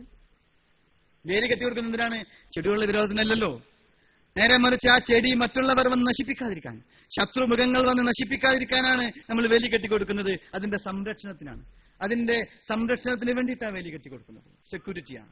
എന്ന പോലെ എന്റെ പ്രിയപ്പെട്ട ചെറുപ്പക്കാരെ, പരിശുദ്ധമായ ഇസ്ലാമിന്റെ ഒരു വേലിയുണ്ട് നമുക്ക് ചുറ്റും. നമ്മുടെ സ്കൂളുകളിൽ, നമ്മുടെ ക്യാമ്പസുകളിൽ, നമ്മുടെ വീടുകളിൽ, നമ്മുടെ നാടുകളിൽ ആ വേലിയുണ്ട്. ആ വേലി ഉണ്ടാവണം. ആ വേലി അതിലംഘിക്കാൻ പാടില്ല. ആ വേലി അതിലംഘിക്കുന്നത് അക്രമമാണ്. ഒരു കുറ്റിയിൽ കെട്ടിയ ആട്ടിൻകുട്ടിയുടെ സഞ്ചാരപഥം പോലെ, ഒരു കുറ്റിയിൽ കെട്ടിയ ആട്ടിൻകുട്ടിയുടെ സഞ്ചാരപഥം പോലെ ആ കുറ്റിക്ക് ചുറ്റും മേയാൻ മാത്രമേ ആട്ടിൻകുട്ടിക്ക് അവകാശമുള്ളൂ. പരിശുദ്ധമായ ഇസ്ലാം എന്ന ശരീഅത്ത് എന്ന കുറ്റിയിൽ കെട്ടിയ ആട്ടിൻകുട്ടികളാണ് നമ്മളൊന്ന് മനസ്സിലാക്കണം. അതിന് ചുറ്റും മേയാൻ മാത്രമേ നമുക്ക് അധികാരമുള്ളൂ. ഇസ്ലാമിക വിരുദ്ധ ശക്തികൾ അല്ലെങ്കിൽ നമ്മുടെ വിരുദ്ധ ശക്തികൾ നമുക്ക് വെച്ച് നീട്ടുന്ന ആശയങ്ങളുടെ മോശമായ സംവിധാനത്തിലേക്ക് നമ്മൾ പോകാൻ പാടില്ല. അത് കുറ്റി പറിച്ചോടലും അതിർവരമ്പുകൾ അത് ലംഘിക്കലും അക്രമമാണെന്ന് തിരിച്ചറിയാൻ നമുക്ക് പറ്റുമ്പോഴാണ് നമ്മൾ യഥാർത്ഥത്തിൽ ക്യാമ്പസിൽ ഒരു വെളിച്ചമായി മാറാൻ നമുക്ക് സാധിക്കുന്നത്. അതുകൊണ്ട് ക്യാമ്പസിൽ നമ്മൾ ചെല്ലുമ്പോൾ അവിടെയുള്ള ദുരാചാരങ്ങൾ നമുക്ക്, അവിടെയുള്ള ജീർണതകൾ നമുക്ക് ആവാഹിച്ചെടുക്കാൻ പറ്റില്ല. നേരെ മറിച്ച് നമ്മുടെ വെളിച്ചം അവർ കൊടുത്തിട്ട ഇരുട്ടിനെ മാറ്റുവാനുള്ള ഒരു ബോധപൂർവമായ ശ്രമങ്ങളാണ് നമ്മൾ നടത്തേണ്ടത് എന്ന് മാത്രം സൂചിപ്പിച്ചുകൊണ്ട് ഞാൻ അവസാനിപ്പിക്കുകയാണ്. എന്റെ പ്രിയപ്പെട്ട ചെറുപ്പക്കാരെ, എന്റെ പ്രിയപ്പെട്ട യുവാക്കളെ, അവസാനമായി എനിക്ക് സന്ദേശം നൽകാറുള്ളത്, ഒരു സ്വർണത്തിന്റെ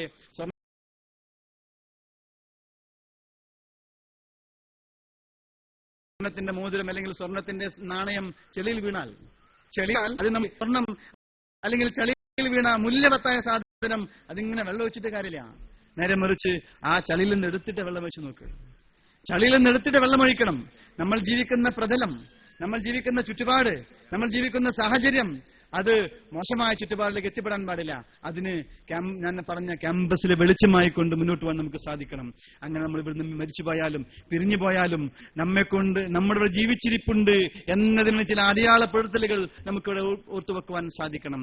പ്രഗത്ഭനായ ഒരു പ്രഭാഷകൻ തന്റെ പ്രസംഗം അവസാനിപ്പിച്ചത് ഇങ്ങനെയാണ്.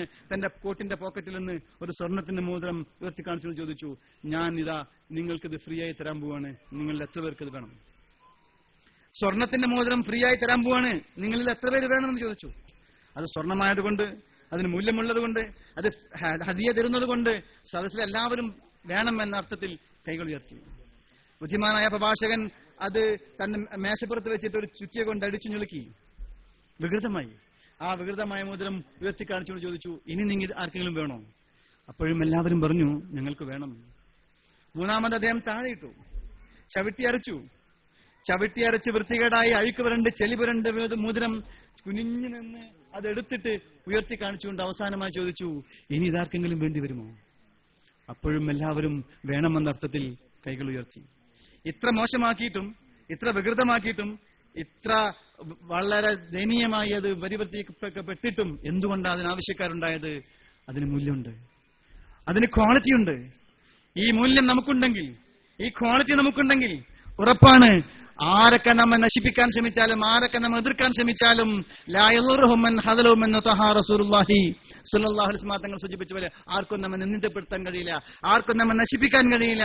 നമ്മൾ യഥാർത്ഥ ക്വാളിറ്റി ഉള്ളവരെങ്കിൽ ആ ക്വാളിറ്റി കാത്തു സൂക്ഷിച്ചുകൊണ്ട് അടുത്ത തലമുറക്ക് വേണ്ടിയിട്ട് നന്മകൾ ബാക്കി വെച്ചുകൊണ്ട്, ചില അടയാളപ്പെടുത്തുകൾ ബാക്കി വെച്ചുകൊണ്ട് മുന്നോട്ട് പോകാൻ നമുക്ക് സാധിക്കണം. അതിനുള്ള തൗഫീഖ് നൽകുമാറാവട്ടെ. ആമീൻ എന്ന് പ്രാർത്ഥിച്ചുകൊണ്ട് നിങ്ങൾ ഇതുവരെ താല്പര്യത്തോടെ ശ്രവിച്ചതിന്, വളരെ താല്പര്യത്തോടെ ഇവിടെ ഇരുന്നതിന് കൃതജ്ഞത പ്രകാശിപ്പിച്ചുകൊണ്ട് അല്ലാഹു കബൂൽ ചെയ്യുമാറാവട്ടെ. ആമീൻ പ്രാർത്ഥിച്ചുകൊണ്ട് ദുആ വസിയത്തോടെ അവസാനിപ്പിക്കുന്നു. വാഖിറു ദഅവാനാ അൽഹംദുലില്ലാഹി റബ്ബിൽ ആലമീൻ.